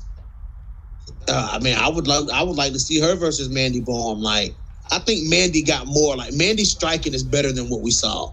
It is. You know what I'm saying? Like, you know what I'm saying? Like, I think so. You know, that's what that makes me think. You know, yeah, you might be right. Like, and sometimes the pressure does get the fighters. Prime example: Alexander Volkov, heavyweight, that just fought and won this past weekend against Marcin Tybura. His last fight was against Cyril Gane, who's now the interim heavyweight champion. Lined up to fight Ngannou, but in that fight with Cyril Gane, he looked like trash. He looked like straight ass trash and didn't do anything in that fight. Then he comes out in this fight with Marcin Tybura and looks like what he is, which is a hell of a damn striker to be as big as he is. A very fast, very quick, very accurate, powerful striker. You know what I'm saying? Like, fighters vary from fight to fight, man. And I'm starting to notice that more. And people say, well, maybe they was off. Okay, yeah. You know, back in the day, I used to be like, yeah, whatever. Like, a fight is a fight, but fighters do have off days, bro. You know what I'm saying? Like, a fighter can look one way in one fight and then come back and look completely different in the next fight. You know what I'm saying? Like, and I think, you know, maybe that could have happened to Mandy. I'm not making excuses for Mandy Baum, but she come from Bellator, at the bottom of the barrel at Bellator, really, and then she gets signed to the UFC. You know what I'm saying? Like, maybe it was kind of like a shock to her, but I want to see what she does, man, because this wasn't her best performance. No, she still got some stuff to prove. That's what I'm saying. Like, she just kind of froze up. I think once she getting into the groove and she wakes up, and she already got a taste of it. She know this UFC level is like fast paced. These girls don't play, you know. And Lipsky, you got to give Lipsky credit. Lipsky's already been in the UFC, and she's already faced down points. and she was getting tired of getting beat down. So, you called a dangerous fighter that was in the middle of a crisis. Right. You know what I mean? Like the same way Antonina called Andrea Lee at the time, And Antonina didn't know what type of monster she was. Andrea Lee was like, yo, I'm on a 3-fight loser streak. I'm about to whoop your head. You know what I mean? So, right. Yeah, shit. But that's all Lipsky needed was somebody to strike with her. Mm-hmm. And Mandy Baum chose to strike with her. I'm like, damn. Yeah. And Mandy Baum is like, there was a clear path to victory for Mandy Baum, and she chose to stand and bang with Lipsky of all people. Oh, man. Like, what? I mean, JoJo, Montana, they all took her to the ground. Molly. And Molly's a boxer. Molly ain't gonna box. I ain't seen Molly take nobody to the ground any day after that, Bro, Molly McGann took her down, bro. I was like, Lipsky, like, what are you doing? Like, I was there live. That fight happened in my hometown, like, not my hometown, but where I live. That fight that's the same night De La Rosa fought KGB. Like, I was there live watching that, man. Oh, wow, yeah, okay. And I'm like, Lipsky shake my hand when she walking out and shit, so I'm like, let's go, Lipsky. And I'm like, Lipsky, what are you doing? Like, what are you doing? Look, it's like she hit Molly McCann one time, and then Molly McCann turned into damn Jillian Robertson out there. She knocked her back into that Jillian Robertson fight, bro. Look, man, Molly didn't even take Priscilla Cachoeira down. That tell you something. When they fought, Molly stayed on her feet, but this fight, she took her to the ground. That tell you something about Lipsky's power and striking. Yeah, Montana said she was rocked. Yeah, I believe it. Montana said she caught me with that right hand. She was like, I was wobbly for a second, like she cracked her, bro. I was like, damn, like Lipsky, dude, is Priscilla gonna knock out Robertson? Priscilla gonna knock out Robertson. If Jillian's on her game, man, like, no, I can't see her knocking her out. I mean, I could see her knocking her out, but I mean, it's not like the same approach as the Macy Barber fight. And I mean, if you don't, I don't know, man. Jillian can switch levels early. The fight will be on the ground, like in the opening minute. And that's something they have to be prepared for. Just that wild swing that's coming in the first round. So the possibility is there, but she's not going to if she goes straight to the ground. How you feel about Casey O'Neill calling out Robertson, man? Oh, she want a rematch? No, Casey O'Neill. I might have put that in her head, man, because she asked a while back, like, who she wanted to fight next, right? And people were commenting straw weights, and she was getting mad because people were like, oh, that's the wrong weight. I commented Jillian Robertson, and she thumbs up and said, I would like that fight.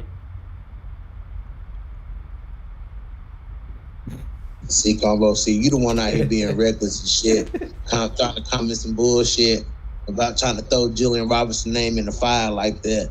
Don't be doing that, man. Don't be doing that. I went straight to it, man, because she was coming off. No, this was coming off the Procopio win. Mm-hmm. And she put it out that she was like, I'm ready to come back. Who am I fighting? People were like, fighting man, the Lamos, Zhang Weili. She was like, it's the wrong damn weight class.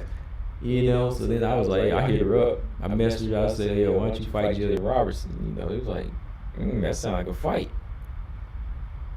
She find herself waking up off the canvas, boy, and getting there fucking with Jillian Robertson. Hey. She find herself waking up. I don't know, like man. Molly McCann did. Molly McCann said she woke up and thought she was at home. All right.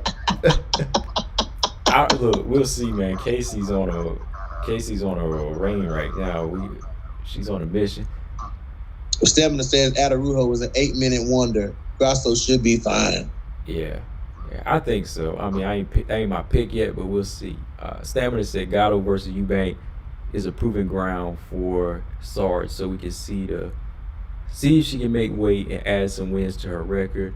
It has no real meaning beyond that. No, not really. I mean, because I wanted to see her in the top 15, but this is just to test her weight, really, and test her ground. She should have been in there with Andrea Lee. Yeah, man, or Jessica I. We want everybody to beat up Andrea Lee, man. I don't know what it is. I don't know why we always keep trying to get Andrea Lee beat up, dude. But we really, like, I sit back and think about it sometimes. I'm like, damn, we really be trying to get Andrea Lee beat up, bro. we do, though. We really do. Gordon Morris. I remember when they announced that Shevchenko fight, I said, man, Antonina ain't going to beat her up, man. Like Antonina ain't going to do it, man. I just knew it wasn't going to happen because, I mean, Antonina... you can't really count on Antonina to beat nobody ass. You know what I'm saying? But man, I was hoping she would, man, but she didn't even come close. Yeah, I picked Antonina. I just picked her to pick her, but then I was like, oh man, watch Andrea Lee go in here and do her thing. Gordon Morris, he always be talking about how we hate Andrea Lee. I don't hate her. Do you hate her? I don't hate Andrea Lee. No. I think she's a little undeserving of her spot in the rankings, though. I do think that. That's all. Yeah, and I'm starting to regain a like for her because she is starting to wake up. Like, I get pissed off because it's like she has all these tools and she don't put it together. You know. Like I think her and Manon would be a good fight. What'd you say? But I feel like she don't halfway care to be there. Really? I kind of get that vibe. I don't feel like she's really hungry and like she's really hungry. I don't feel like she wants to fight for the belt or she wants to fight the girls at the top of the division. You know what I'm saying? I think she's comfortable. I feel like Andrea Lee is comfortable fighting girls that are ranked 2 or 3 spots above or below her. Like, she ain't really trying to, like, you know what I'm saying, jump into no big fight. Like, that fight, I mean, like, Antonina was a mark. You know what I'm saying? Like, I hate to say that, but Antonina is a mark. Any of those girls could beat Antonina. You know what I'm saying? Jillian Robertson would beat her. Liana Jojua would beat her. You know what I'm saying? They would beat her.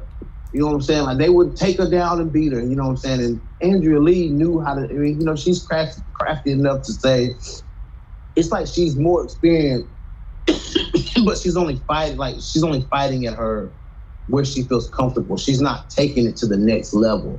Like, she's scraped by Montana De La Rosa. You know what I'm saying? Like, she's not fighting like somebody who had all this hype and all this momentum and all this behind them coming into the UFC. Like, you know what I'm saying? Like, I just don't feel like it. It's crazy because she has some good things about her, man. Like, Andrea got some good, like, judo, good wrestling and stuff. But yeah, when I saw her in that rematch with Roxy, I was like, what are you doing, you know? I was just like, what are you doing? Mark Robinson said Andrea Lee is the most sturdy and polished stepping stone at 125. If you're looking for somewhere to step, you look for her. You look her way. I don't know if she's the most polished. I think she's sturdy, but I don't know if she's the most polished stepping stone. Well, let me think. Out of Jessica I, Roxy, yeah, maybe she is. Yeah, she probably is. But I don't know. Roxy's trouble though, because Roxy beat her twice. So I'd say Roxy's probably a better stepping stone. What do you think? Yeah, I would say Roxanne Modafferi is the much more polished stepping stone because Roxy's striking is underrated. You know what I'm saying? Like, it's very underrated, and you know, her pace, her cardio, and her technique is very underrated. You know what I'm saying? Versus Andrea Lee, like when Roxanne win fights, Roxanne win fights. You know what I'm saying? Like, there's really not a whole lot of question as to who win. And she's had some close fights. You know what I'm saying? But Roxanne, when she win, like when she beat Macy Barber, she beat Macy Barber. You know what I'm saying? Like, it is what it is. You know, I feel like the only fight you can really stamp a win, you know, 100% stamp a win on of Andrea Lee's was Antonina. Yeah. You know what I'm saying? Like, the rest of them have been close fights. Like, Montana is, at that point, her striking was even worse than it is now. You know what I'm saying? Like, her striking wasn't on the level that it's on now. You know what I'm saying? And that was a close fight. You know what I'm saying? Like, it's crazy, you know? Oh yeah. I just don't feel like she really wanted. I don't feel like she got that Taylor hunger, that Macy hunger. She definitely, damn sure ain't got that Miranda Maverick hunger. Oh no. You know what I'm saying? She just ain't got it. Maybe she's getting it because she trains with her, so maybe Miranda can wake something up in her. I don't see that. I feel like too many of them, they training together and they, you know what I'm saying? I just don't think that that's a good idea. Yeah. You know what I'm saying? Like I give it to Montana and Andrea Lee. When they found out they was fighting each other, they stopped training together. They went to separate places to train. You know what I'm saying? Like, you know what I'm saying? Different coaches, like some coaches went Montana way, some coaches went Andrea Lee's way. They kept it separate, you know what I'm saying? Now they train together again, you know what I'm saying? But you know, real quick about that fight, dude. Speaking of all that went down, because you know they were asking Montana about that, them training together, and whatnot. But the coaches said after the fight, you know what I'm saying, it was tough. Like before the fight, they didn't know who was gonna win that fight. They said because in training, they said Andrea Lee would dominate Montana De La Rosa on the feet, but they said that De La Rosa would get Andrea Lee down and dominate, like wash her out on the ground. Like they would, like Andrea would wash Montana on the feet, and Montana would wash her on the ground in training. You know what I'm saying? But they was like, yo, that fight was close. They was like, that fight turned out totally different than what we thought. And I was like, damn, it was like she wasn't able to really dominate De La Rosa on the feet, and De La Rosa wasn't able to dominate her on the ground. They were like, that's crazy.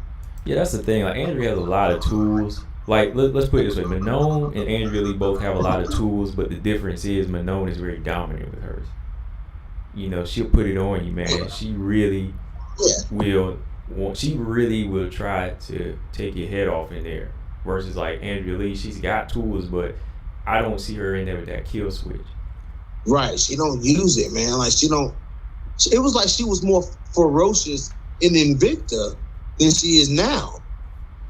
Yeah. Am I wrong for saying that? Like, when they show her highlights in Invicta. Oh, go ahead. You said she was ferocious in Invicta? Yes. More so, yeah. Like, I felt like she was more ferocious. I'm not saying like she was a killer over there. No, she had hunger there. I had her on a list of, you know, fighters that was on the come up, but like it's changed since then. Yeah, I'm saying like now that she's in the UFC, it's like she don't really have that same.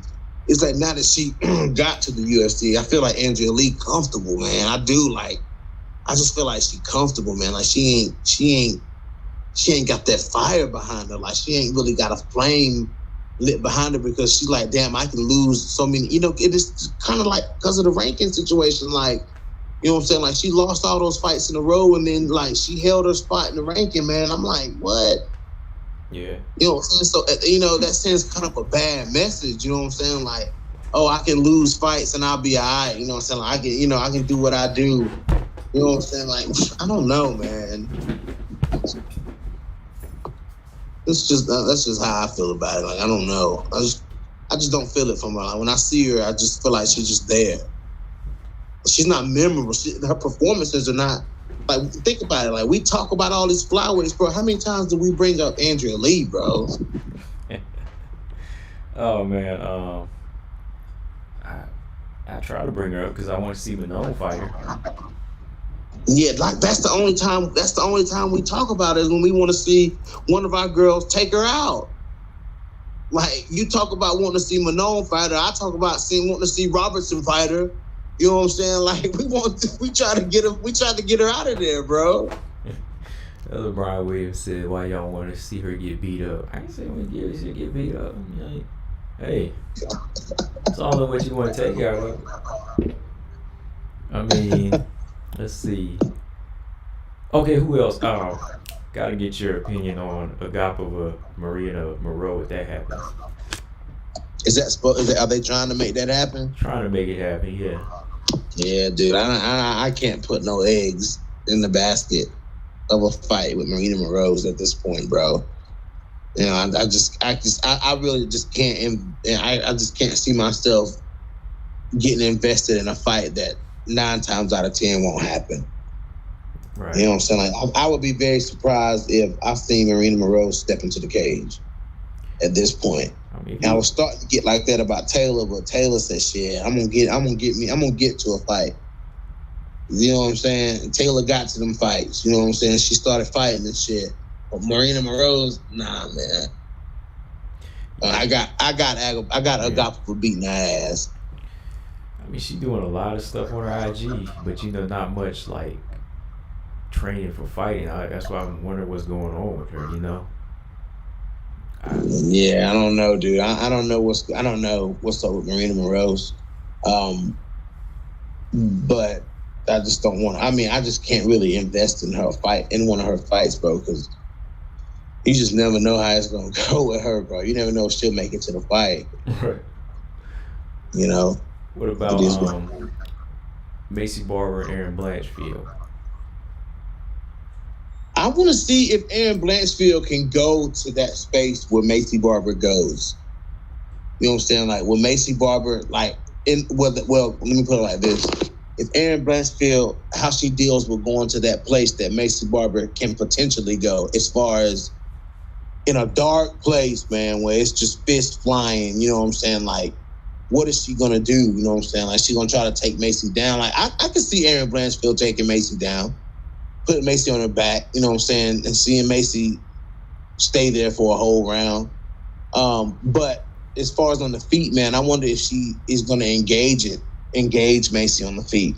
Erin Blanchfield got some hard punches, but she gonna have to be ready off gate because we don't know how Macy gonna come out. You know what I'm saying? Like, she got some punches now. Erin Blanchfield can swing, but you know what I'm saying? Like, you never know how Macy gonna start out. If Macy gonna come out fast, or if Macy gonna come out playing. You know what I'm saying? Like, you just never know. But I hope she tries to get Macy down, because engaging in a firefight with Macy Barber is not smart. Yeah, it's not smart at all. Yeah, she took some hits in the well, she was never hurt. She just took hits in the Sarah Alpar fight, and I was like, you can't take punches like that from Macy. No, you can't get hit like that with Macy. I think it's a good. And Macy throw up fists like clubs, dude. Like, she do. Macy got like clubs on the end of her arms, dude. For real. Yeah, she do, man. But I think it's a good name for Erin. Some people think it's premature, but Erin knows what she's doing, man. Right. These girls are fighters, bro. Like, these girls are fighters, man. You know what I'm saying? Like, whether people make a lot of judgment based on how well or how familiar they are with somebody. Like, Erin Blanchfield can fight, man. Yeah. You know what I'm saying? Like, Erin Blanchfield, like, all these girls can fight, man. Even Tracy Cortez can fight. I don't really talk much about Tracy Cortez because I ain't really seen her do much, but she can fight. You know what I'm saying? Like, she can fight. Oh man, yeah. These fights are just like around the corner, man. So it's flyweight division. I think Casey Jojo is this month. Casey Jojo is it? Yeah. It's like I think it's next weekend. Yeah, that's coming up. Yeah, I'm ready for that. I'm ready for that. Hold on, let me see. Cordy Casey. Yeah, November 13th. Yeah. That's not next week, is it? Yes, 7 days from the 6th. Yeah, it's next weekend. Oh, that is next weekend. That's right. I forgot it's Monday. Okay, yeah. So I'm ready for that.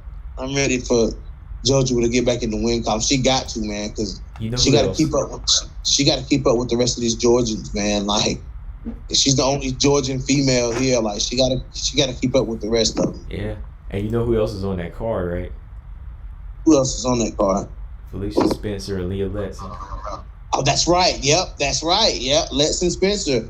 And I talked to Leah yesterday, man. I hit her up. Like, she made a post and whatnot. She was like, I'm 2 weeks. It wasn't yesterday. But yeah, the post was from like the previous week, but she was like, I'm 2 weeks out. Mm-hmm. And when she was like, and I'm feeling stronger than ever. And I wrote her. I said, yo, Nidus, you feeling good? You ready to go? Yeah, I said, you know what I'm saying? And she was like, yes. She said, I've never been more ready in my life.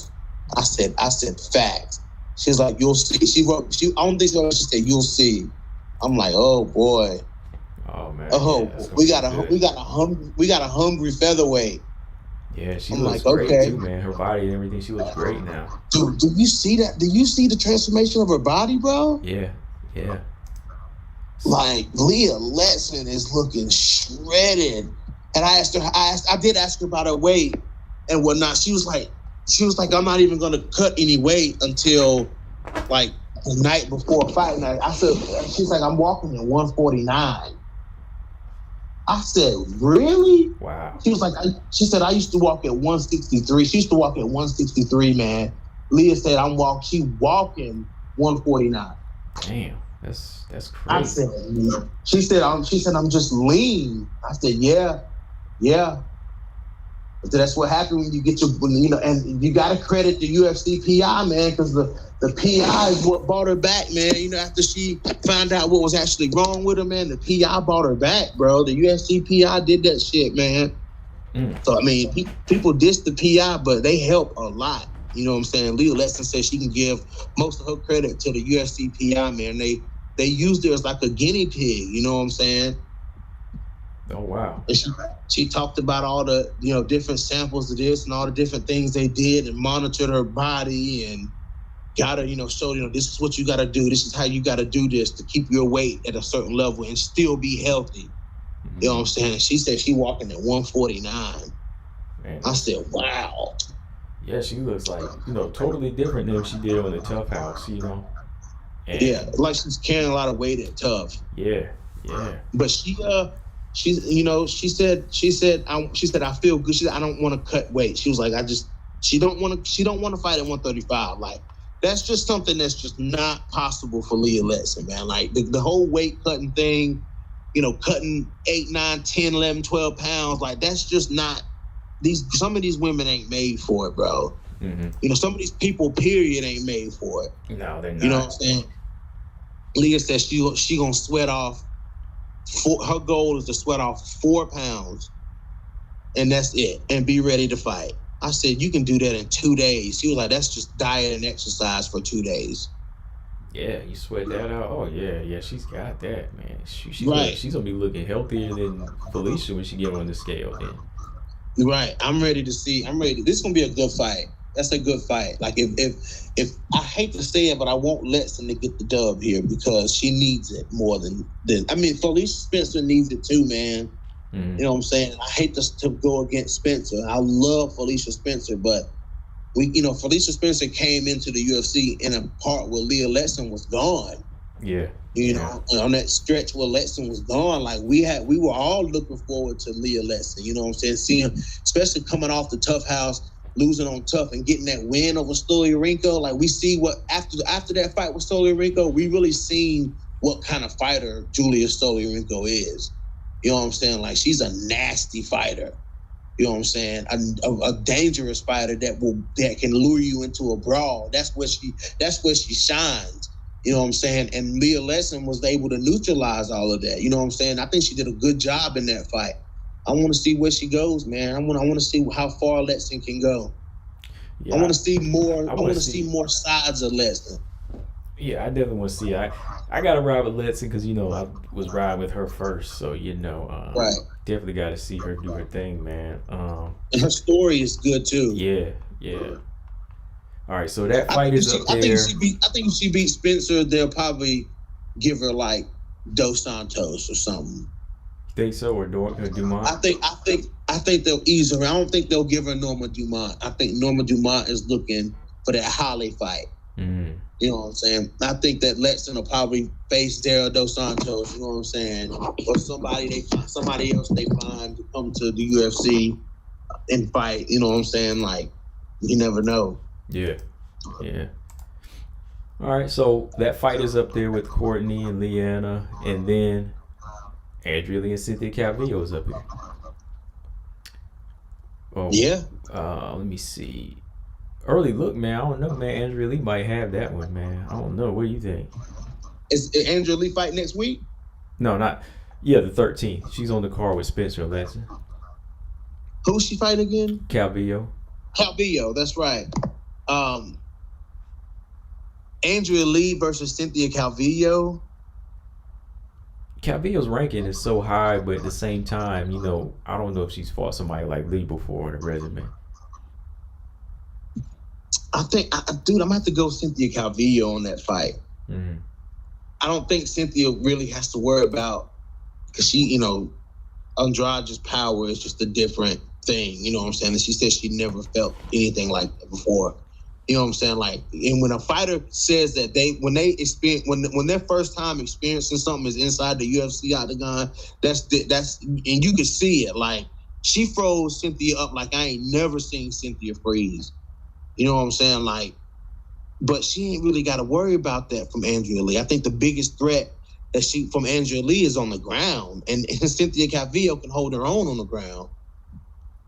Yeah, you know what I'm saying? Like, yeah, that's not a problem. Yeah, like Cynthia Calvillo on the ground is going to be a lot more scrappy. I think Calvillo, her tank is better too. Andrea Lee, let's see how her tank looks in like the second and third. But when it comes down to the striking, that might be Andrea Lee's best bet. But I think Cynthia can hang in there on the feet with Andrea Lee. Think she can hang? Yeah, absolutely. Not too long though. She shouldn't do it too long though, because I think her reach might be a little shorter too, and she's not that committed to jabbing enough, man. That's why she lost against Andrade. She lost against Andrade because she felt that power, but she doesn't really commit to just popping combinations off enough. I think Andrea Lee mixes up a little bit more combinations, so I'm gonna favor Lee on the stand up here, but I think ground I'm gonna give to Calvillo. Cynthia Calvillo might get in there and bang though, man. You never know. She could. Now. She might be mad. Like, Calvillo might be mad. You know what I'm saying? Like, she might be mad. Like, she turned around quick though. She right back in there. Like, Cynthia Calvillo right back in the mix. Think that's a good thing or bad thing? Say what? Good thing or bad thing? For Calvillo, I think it's a good thing, because Calvillo never really everybody talked about her. Dana White, he loves her. You know what I'm saying? Like, everybody talked about that. How good is Cynthia Calvillo? You know what I'm saying? Like, she never really turned that corner though. I think she got to, man. Like, she come to flyweight at the gate ready to fight. You know what I'm saying? And her run at flyweight so far ain't been the best. You know what I'm saying? Like, she got to turn. Like, Cynthia Calvillo got to turn that corner, bro. She got to turn that corner. Yeah, because when you think about it, neither one of them really have had like great success at 125. You know what I mean? Right. That's what I'm saying. Like, neither one of them. Yeah. Like, I don't know, man. Like, it is kind of a pick 'em if you think about it. But yeah, I might have to go with Cynthia Calvillo here though. Yeah, I'm gonna have to go with Calvillo, man. I just feel like she's I don't know, man. Like you said, the card, she can outwork Cynthia. Andrea Lee if she wanted to. Andrea Lee can be a slow paced fighter sometimes. You know what I'm saying? Like, I don't see her pull the trigger that much. Mm-hmm. You know what I'm saying? Like, she gets settled into the counter punching role. You know what I'm saying? And I don't know. Like, she gets flat sometimes in fights, and I think Cynthia Calvillo can capitalize on that. But she needs to get a win. Yeah, definitely got to get a win here, because how many wins does she have in 125? Jessica that's it, right? That's it. She only got one win at flyweight. She lost to the gatekeepers, Calvillo and Andrade. Chikagan and Andrade. Chikagan, yeah. Yeah. So she ain't really her run at flyweight was supposed to be, she's supposed to be fighting for the belt. You know what I'm saying? Like, according to her, she's supposed to already be fighting for the belt. Right. And she's just losing these fights. You know what I'm saying? She's losing these fights. And it is what it is. She gonna have to do something. You know what I'm saying? Like, she gonna find herself rematching Montana De La Rosa. It is what it is. Yeah. Okay, so yeah, those are the three women's fights coming up the following weekend, and then the weekend after is Ketlin and Tate.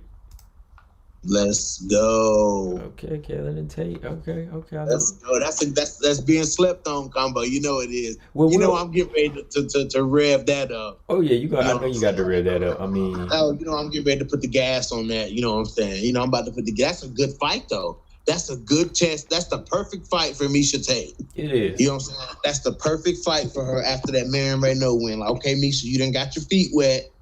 You know what I'm saying? You done got your feet wet. We know who you are. We know what you bring. You know what I'm saying? Like, let's go. Let's see what you're going to do with all of this fire you got. You know what I'm saying? But it's Team Tate over here all day long, baby. I've been waiting I waited 5 years on Miesha Tate to come back, dude. What do you think she has right now that's going to blow Vieira away? Like, I mean, just like kind of offset her. I mean, Vieira is big, but like, what is it that's going to surprise Vieira when she faces Tate, do you think? Besides the experience. Dude, I still think, I think that Kat Zingano beat Ketlen Vieira in that fight. You know what I'm saying? I think they gave that fight. Yeah, you got to go back and watch that fight. I thought Kat Zingano won that fight, and Kat did a good job of mixing it up on Ketlen Vieira. You know what I'm saying? Like, Ketlen did a good job of, when Kat was shooting, Ketlen did a good job of turning her hip and tossing her, you know what I'm saying, and putting Kat on her back, you know what I'm saying? But I feel like Kat was winning on the feet to me. You know what I'm saying? When the fight was on the feet, like, Kat was luring Ketlen into these huge body kicks, you know what I'm saying? Kat was blasting those body kicks on her, you know what I'm saying? She just kept mixing it up on her. But I think Miesha we all know Miesha's good on the ground, but on the feet, this new Miesha on the feet, you know what I'm saying? Miesha can place her punches where she needs to place her punches on Ketlen Vieira. Like, she can sting her. Yeah. I think Miesha, I think we're gonna see a lot better stand. We know Miesha's wrestling is good, like, and she showed against Marion that her wrestling is still good. Like, it's still good. You know what I'm saying? But her hands look so much better than they ever have. You know what I'm saying? And Miesha got the power. Miesha just didn't have the placement or the technique. You know what I'm saying?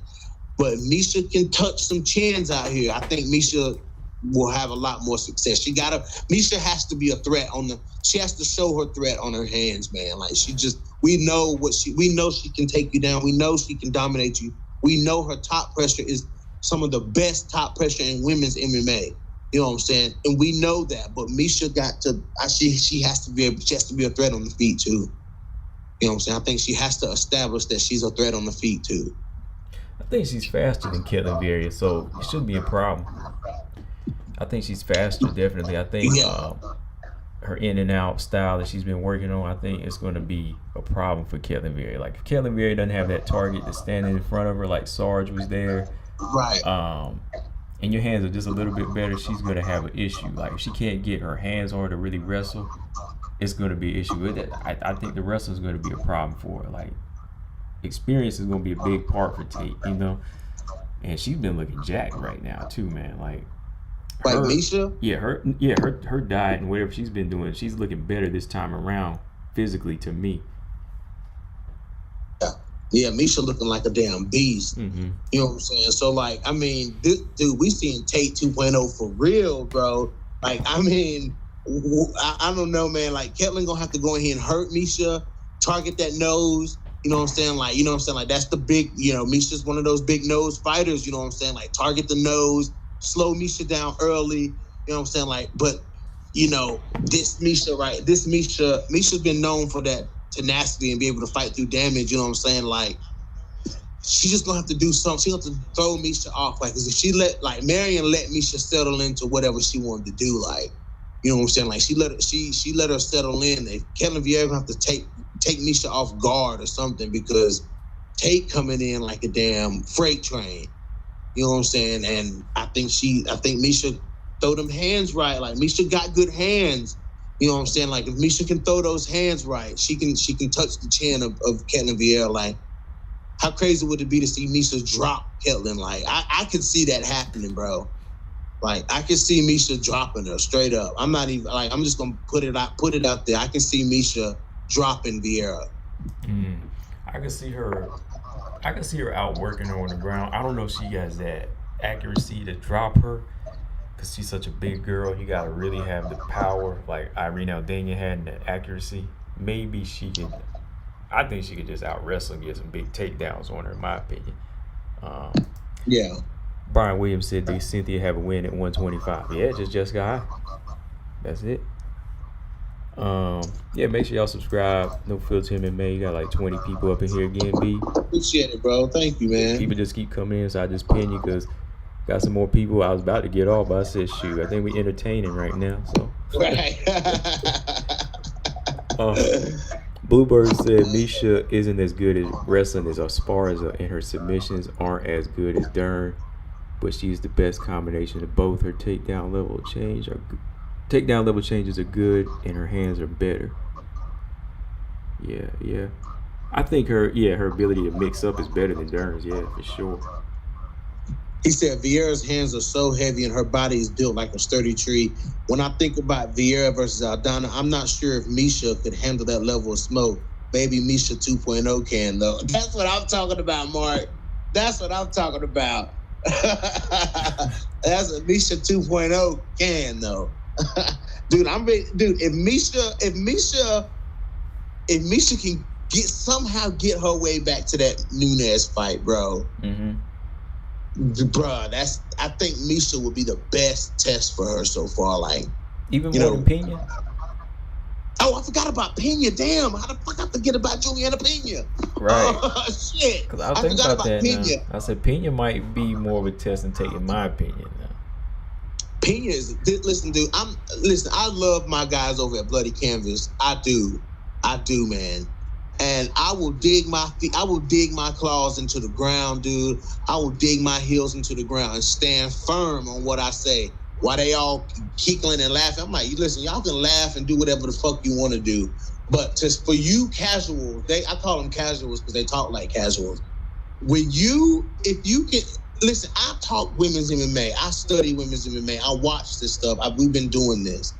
And to just because of what Amanda Nunes has done, to say that Juliana Pena doesn't stand a chance in a fight with Amanda Nunes, to me, is asinine. You know what I'm saying? That is asinine to write Juliana Pena off in a fight with Amanda Nunes. And I'm like, listen, guys, they're like, well, you're her striking, this and that. Okay, guys, I would put Jermaine Durandame, strike for strike. I think Jermaine Durandame is more dangerous of a striker than Amanda Nunes. Not saying that fight's going to turn out the same way, you know what I'm saying, or the same things will happen, but I'm looking at how Juliana Pena responded to it.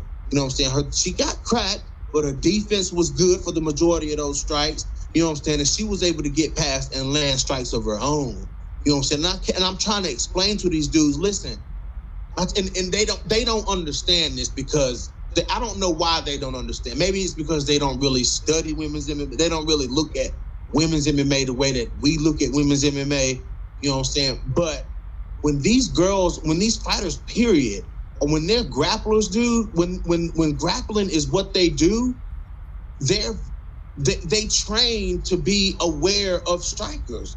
I say, you guys got to understand, like, these grapplers, they train for strikers.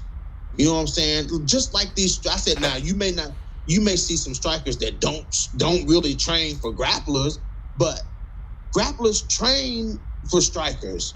Juliana Pena knows how to handle herself with somebody that's better than her on the feet. You think she don't know how to handle herself? She's been doing it. You know what I'm saying? Like, I don't understand that. Like, I have to explain to them, you know what I'm saying? Like, you guys can't just say that Juliana Pena has nothing to bring to the table. Juliana Pena has a lot bringing into this fight. You think Amanda Nunes is not aware of Juliana Pena? She's been aware of Juliana Pena this whole time. You know what I'm saying? Like, come on, man. Hey, Bluebird said Pena won't be intimidated by Nunes. Stamina said absolutely not. Well, Stamina says Pena doesn't need to be intimidated to get wrecked. Nobody needs to be intimidated to get wrecked. Felicia Spencer wasn't intimidated either, but she got wrecked. That's true. You know what I'm saying? Like, it don't matter. The intimidation factor doesn't determine whether you get your ass beat or not. It's if you can execute. It's about execute. In this fight with Pena and Nunes, it's about execution to me. And I will say this. Not be, if you're not intimidated, that's the first step. So if she can break that, like, everybody Valentina was facing, from Caitlyn to Caitlyn Cade and Lauren Murphy, they were intimidated, so that cost him the win. You know what I mean? But if Pena goes in not intimidated, and boom, you know, that's that first step. It might get wrecked, but she might not. You know, that's going to make the chances a little bit higher if she's not overly respectful. You know what I mean? Right. Like, Juliana Pena literally just has to go in here and be Pena, man. Yeah. You know what I'm saying? Be Pena. That's all she got to do is be Pena. And if as long as Pena's not trying to do something that she's not used to doing, you know what I'm saying, then, you know what I'm saying, I think that her chances are high. Her just being her chances are very high in this fight. Now, if she goes out here and tries to do something we ain't never seen her do, then I'm like, oh, no, like, you know what I'm saying? Like, oh, no, like, that's not what I want to see. Like, if Pena goes in here and it's Juliana Pena, then let's go. Like, hell, even the Pena that showed up in the Valentina fight, let's see that Pena. As long as, like, as long as she ain't as reckless, because she did go on the interview, and since she said it, I can say it too. Yeah. She said she made some stupid moves, and she was an idiot for those moves. And yeah, you were an idiot. Right. Because, you know, she was smart in some situations, but then she went and just got reckless. And I'm glad she acknowledged that. So she's got to take that factor out where she's just too wide open or too gung ho. You know, the GDR fight, you know, that could have been hers, but she led with her neck in that third round and gave it to her, you know what I mean? So, man, that fight was hers, bro. Yeah, because GDR was a little tired in that fight. I was like, oh, snap, GDR is getting hit with left hooks. She's getting pressured. That's what I'm saying, man. Pena had that fight, man, and then she just let it slip through her fingers. She straight up had that fight. You know what I'm saying? Like, she just caught herself slipping. But I think Pena, man, like, I think she's training hard, man. I think she's you know, tightening it up. You know what I'm saying? Now, what if? Yeah. You know what I'm saying? What if Pena gets that belt? You know what I'm saying? Like, that's crazy. What if Pena gets that belt? She'll have to fight. Like, if she wins, she'll have to fight Amanda again. Oh, yeah. You know she will. Oh, yeah. You know what I'm saying? If Amanda don't retire, she'll have to fight Amanda again. So, you know, I mean, Pena got her work cut out for her, dude. She got her work cut out for her. Oh, yeah, definitely. Brian Williams said Pena and Misha are too slow for Nunes. Amanda has great footwork, too. I don't see the path for Pena or Misha. No. I mean, it's just hard. It's hard for me to. The wrestlers, man. The wrestlers, bro. You know, it's. I just can't. I can't write them off. Like y'all want me to write them off. I can't write them off, man. Okay, hold on. If Pena wins, it'd be crazy. That's what Ulysses said. Yeah, it'd be crazy if she did win. I mean, that would kind of put the division back on an active stance, maybe, because you gotta remember, it's been 2 years since the belt's been defended. So I like Nunes. I think she's pound for pound, but she is holding up this title. You know what I mean? Would you be surprised though? What's that? Would you be surprised if Nunes won? Would I be surprised if she won? No, not at all. I wouldn't be surprised. No. Me either, bro. I wouldn't be surprised. I would be more so shocked. Yeah, Pena won, definitely. Yeah. I'd be more so surprised if Pena won, and like, I would actually be more surprised if Pena won by a decision than stoppage or something, because that would tell me that she had a game plan to just take the fight or take the work rate out of Nunes. So Pena winning the decision would be more shocking to me than if she choked a man out or something, because you know anything can happen. I don't know. That would be a trip to me. That'd be crazy, dude. If she wins a 5-round decision against Amanda. Damn, dude, you got me thinking about that now. Like, damn, what if she just grinded Amanda out for 5 rounds? Right. Early, you know. What if she just Khabib'd her for 5 rounds? That's what I'm saying. Like, that'd be crazy, that would be, dude. I would be like, what are you on tonight? I'd be like, and I mean Amanda, you know what I mean? Like, what are you on? Like, come on. Mark Robertson says, I hope Pena wins so all this Valentina Nunes talk could be down for a while. Yeah, I really don't want to see Valentina Nunes 3. Shit, but hey, combo. But what if Juliana Pena wins and calls out Valentina Shevchenko? Have we thought about that? That would be interesting. Have we thought about Juliana Pena getting the belt and calling out Valentina Shevchenko? Now that would be some get back. That would be some get back right there. That would be some crazy shit. Yeah. Damn, that would be crazy if she called out Valentina. And the question is, will she come back for that one? I think she would. Valentina? Yeah, she go back up to 135 for that fight. Absolutely. She would. I think there's 3 people that she would fight at 135. I think there's 3 people that'll make her come back to 135, and that is Juliana Pena, Miesha Tate, or Amanda Nunes. For Miesha Tate, if she was like if she was the champion. If Tate was the champion, yeah, that's what I'm saying. If Tate Pena, I think she already come back and fight Nunes. But if Pena's the champion or if Tate's the champion, I think that she'll, because I think Valentina would see those as winnable fights. So if GDR was the champion, she wouldn't do it. No, she ain't gonna fight GDR. No. Oh, I advise Valentina to never take that fight. You know, I'm just being real, dude. I advise Valentina to never, ever take that fight. Come on, man, that's my dream fight right there. Woo! No. Oh man. Please, in God. Please, Valentina, don't ever take that fight with GDR because she would smoke Valentina. Oh, wow. Ulysses said, and Pena said she wants that rematch before she retires. Wow. What'd he say? Ulysses said Pena wants that rematch. Pena been saying. Yeah, she been saying she want another piece of Valentina. You know what I'm saying? Like she was winning the fight. You know what I'm saying? I mean, you got to give her that. She was winning the fight. And we've kind of seen this pattern of, winning the fight and then make a critical mistake. Hopefully she's learned from that. You know what I'm saying? I hope that Juliana Pena's learned from that. But, yeah, I think that Valentina has no reason to entertain a Pena call out. Dude, that's a champ fight. Valentina could be. I was just about to say it, too. That I think she would entertain it because, champ fight.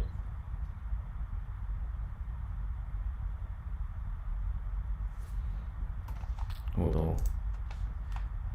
Let me see our sound get cut off. You still there, BJ? Yeah, I'm here, bro. Pena even said she would go back to 125 to fight Valentina. So, you never know. Yeah, man, that's crazy. That'd be crazy. But yeah, you said GDR is not the fight she would want, man. Come on, man. No. I think that'd be a bad move. Just the size difference, man. The size difference. Oh, okay. And the power, man. Like GDR can sit you down. Like she would sit Valentina down, dude. Well, you know what? Like GDR would sit her down, bro. Yeah. She would. There was a good point she brought up about herself on that Joe Rogan podcast. I watched like a segment where she talked about the reason she couldn't beat Nunes was because of the size. Yeah, she said, I listened to that same segment. She was like, she was big. Yeah, so she would definitely not. I had to be more tactical. She said I had to be tactical. But that's part of the game. On winning the fight because the size of my opponent. I love when Valentina start talking though. But that's the point of the game. Like, I disagree with her. I think it was size and skill though, because she tried to say it wasn't skill that Nunes beat her with. It's both. It was both. Like, because if a person is just big, you can still make adjustments and beat a big person. No, Nunes is big and good. Yeah. She's big and good. So. Yeah, so she might, okay, I see. Yeah, she might not want that GDR smoke. Okay. Yeah, she don't want that GDR smoke. GDR bigger than Amanda too. Yeah. Yeah, I don't know, man. I don't know. I don't think Valentina would go for that, but Pena, absolutely. Plus she's already beat Pena too. You know what I'm saying? Like she already beat Pena. You know what I'm saying? Like. Yeah. Why not? She wanting to fight Amanda, who she lost to twice. You know what I'm saying? Why wouldn't she fight a girl she already lost to that she already beat in a champ fight? Right. So I think it's not in her best interest. Okay, so Real quick before we do wrap it up though, Namajunas Zhang 2, I didn't ask you who you got in this fight. I'm gonna go Weili, man. I'm gonna go Weili in the second fight. Okay. I'm gonna go Weili. I think it'll be a very different fight than the first fight. I think the first fight did end, you know what I'm saying, it ended too early to tell who was, I mean, you can say it ended too early to tell who was the better fighter that night, but Rose showed quick who was the better fighter that night. You know what I'm saying? Like, you can look at it from both angles, but you didn't get really, like Weili said, you didn't get to really see anything that she worked on. Right. You know what I'm saying? And Rose just caught her off guard with that kick, man. You know what I'm saying? She wasn't looking for that kick. She was looking to go low, and she leaned into it. You know what I'm saying? Like, it's crazy. But I think I'm going to go Weili in this fight. Okay. Yeah, because she didn't really, and that was my question too, like, she didn't really have a chance to show what she had that night. So do you think Henry Cejudo is a good thing or a bad thing? Like, because she could have had everything she needed had she had better defense. So do you think that's a plus or a minus?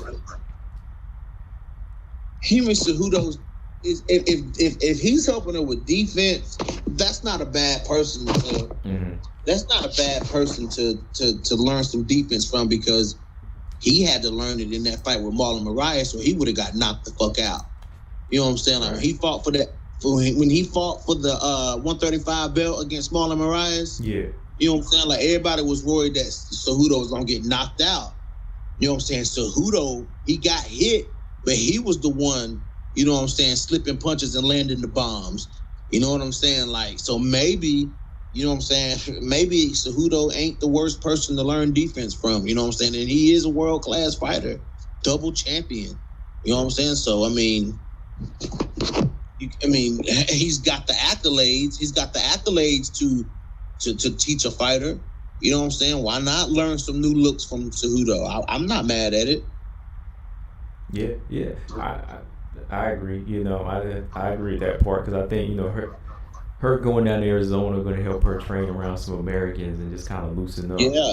You know, not take our weight so seriously. You know, so that'd be a good thing. Just take her out of that traditional Chinese martial arts environment and put her in a modern day mixed martial arts environment. You know what I'm saying? I see what you were saying. You know what I'm saying? Take her out of one element, put her in another, show her some new looks. Yeah. You know, so obviously Weili is championship level with a win, with a win over Joanna and a win over Jessica Andrade. She's obviously a champion. You know what I'm saying? Just show her some new looks, evolve, help her keep evolving. Like I said, I'm not really mad at it. Yeah, I agree, man. But shoot, BJ, I know you said you're getting on tomorrow night, right? Yeah, I'm gonna get on tomorrow night. Okay. Anything particular? No, I can't get on tomorrow night. It'll probably be Wednesday night, because I got bloody canvas tomorrow night. Okay. Going there and school them boys. Well, they ain't got too many WMMA fights on that card, just the one. So. Yeah. All right. Well, B, before we get about, any final thoughts? Anything you needed to say about the WMMA world, like? Any interviews going down? I ain't got nothing in the pipeline yet. I'm still working, man. Still trying to hit that jackpot interview. You know what I'm talking about. Yeah. I haven't really, you know, I've reached out to a couple of people hoping to get some responses, you know what I'm saying? And then, you know, go from there and try to announce some things coming up soon, man. It's getting harder to get. And, you know, I hit that sweet spot really about a year ago with those interviews, man. But it's like it's getting harder to land those interviews with these fighters. But I'm still in it, you know what I'm saying? Still going for them. So hopefully I got some things coming out pretty soon. But until then, man, it's just to keep going with this fight talk, putting this content out here, man. You know how it goes. Yeah, man, for sure. I mean, that's the best way to do it. I mean, make them come to you. Yeah, for sure. Amy said Weili has Cejudo training for her, while Rose has Kamaru Usman training her. Oh yeah, I mean they both champions. Yeah. And it's all what you take out of it, you know. Yeah. Stamina said Weili. That's good. That's good for both of them. Yeah. Mm-hmm. Yeah, it's a plus for both. Yeah. So yeah, just like I pinned there. Y'all can subscribe to BJ No Filter MMA. Link is right there. And where else can we follow you at, BJ? At No Filter MMA on Twitter. Also, Bloody Canvas MMA right here on YouTube, guys. Go type in Bloody Canvas MMA, hit that subscribe button. It's about 5 of us over there. So we talk MMA, we argue, we fuss, we debate the whole 9 yards. And tomorrow night we're doing a UFC 268 fight card picks with UFC bantamweight Vince Morales. So we do those picks with him every pay-per-view card. So come hang out with us and Vince tomorrow about 8:30 p.m. Eastern. All right, I'll be there. I will be there. I'll definitely be there. And yeah, because Gaethje, I gotta give y'all my take on Gaethje Chandler, even in the chat. I'm gonna just post it up there. That's gonna be a good fight. Oh yeah, I'm ready for that one. I'm ready for that one. I want to see what Michael Chandler do with somebody who can hit him just as hard as he can hit them. That's what I was saying. You know, Hu Chin. I think if you got to go, Hu Chin gonna give first. It's gonna be Chandler. Mm-hmm. It's gonna be Chandler because Michael Chandler got a lot of miles on him. Like his career in the UFC is new, but his career as a whole is not. Hey, Slammy said I already sub the BJ and regret it every day, but he'll cry if I leave, so I stay. Great. Stamina MC, man. This dude be but I gotta give it to Stamina. He been rocking with my channel since day one though. So oh yeah, for sure. Yeah. For sure. Appreciate it, Stamina. He gotta dust that mic off and get back home, you know. Yeah, he got dusted off, man. I know you've been doing a little travel thing, but put all that bullshit aside. It's time for you to get back on the mic. Hey, you know, even pull out the phone, however you gotta do, no excuses. You're right, exactly. You know, test your mic skills. You know, we gotta see your mic skills. Well, shit, Combo, man. Hey, man, I appreciate you having me on, bro. I'm gonna dip up out of here, man. All right, man. You be safe, and I'll catch you tomorrow, bro. Yes, sir. All right. All right, y'all. So yeah, about time for me to get up out of here. But yeah, I'll probably be back on tomorrow, probably in the afternoon or something. Because I still want to go back and talk about Claressa a little bit, and Rose and Weili, just as far as fight plans. So yeah, I am gonna do a fight companion for it. So some of y'all asked me. So yeah, I'm gonna definitely do that. But yeah, let me get up out of here. Shout out to everybody in the chat. I will catch y'all on the next one. Like always, Combo Breaker 99. Make sure y'all subscribe. I am out. Peace.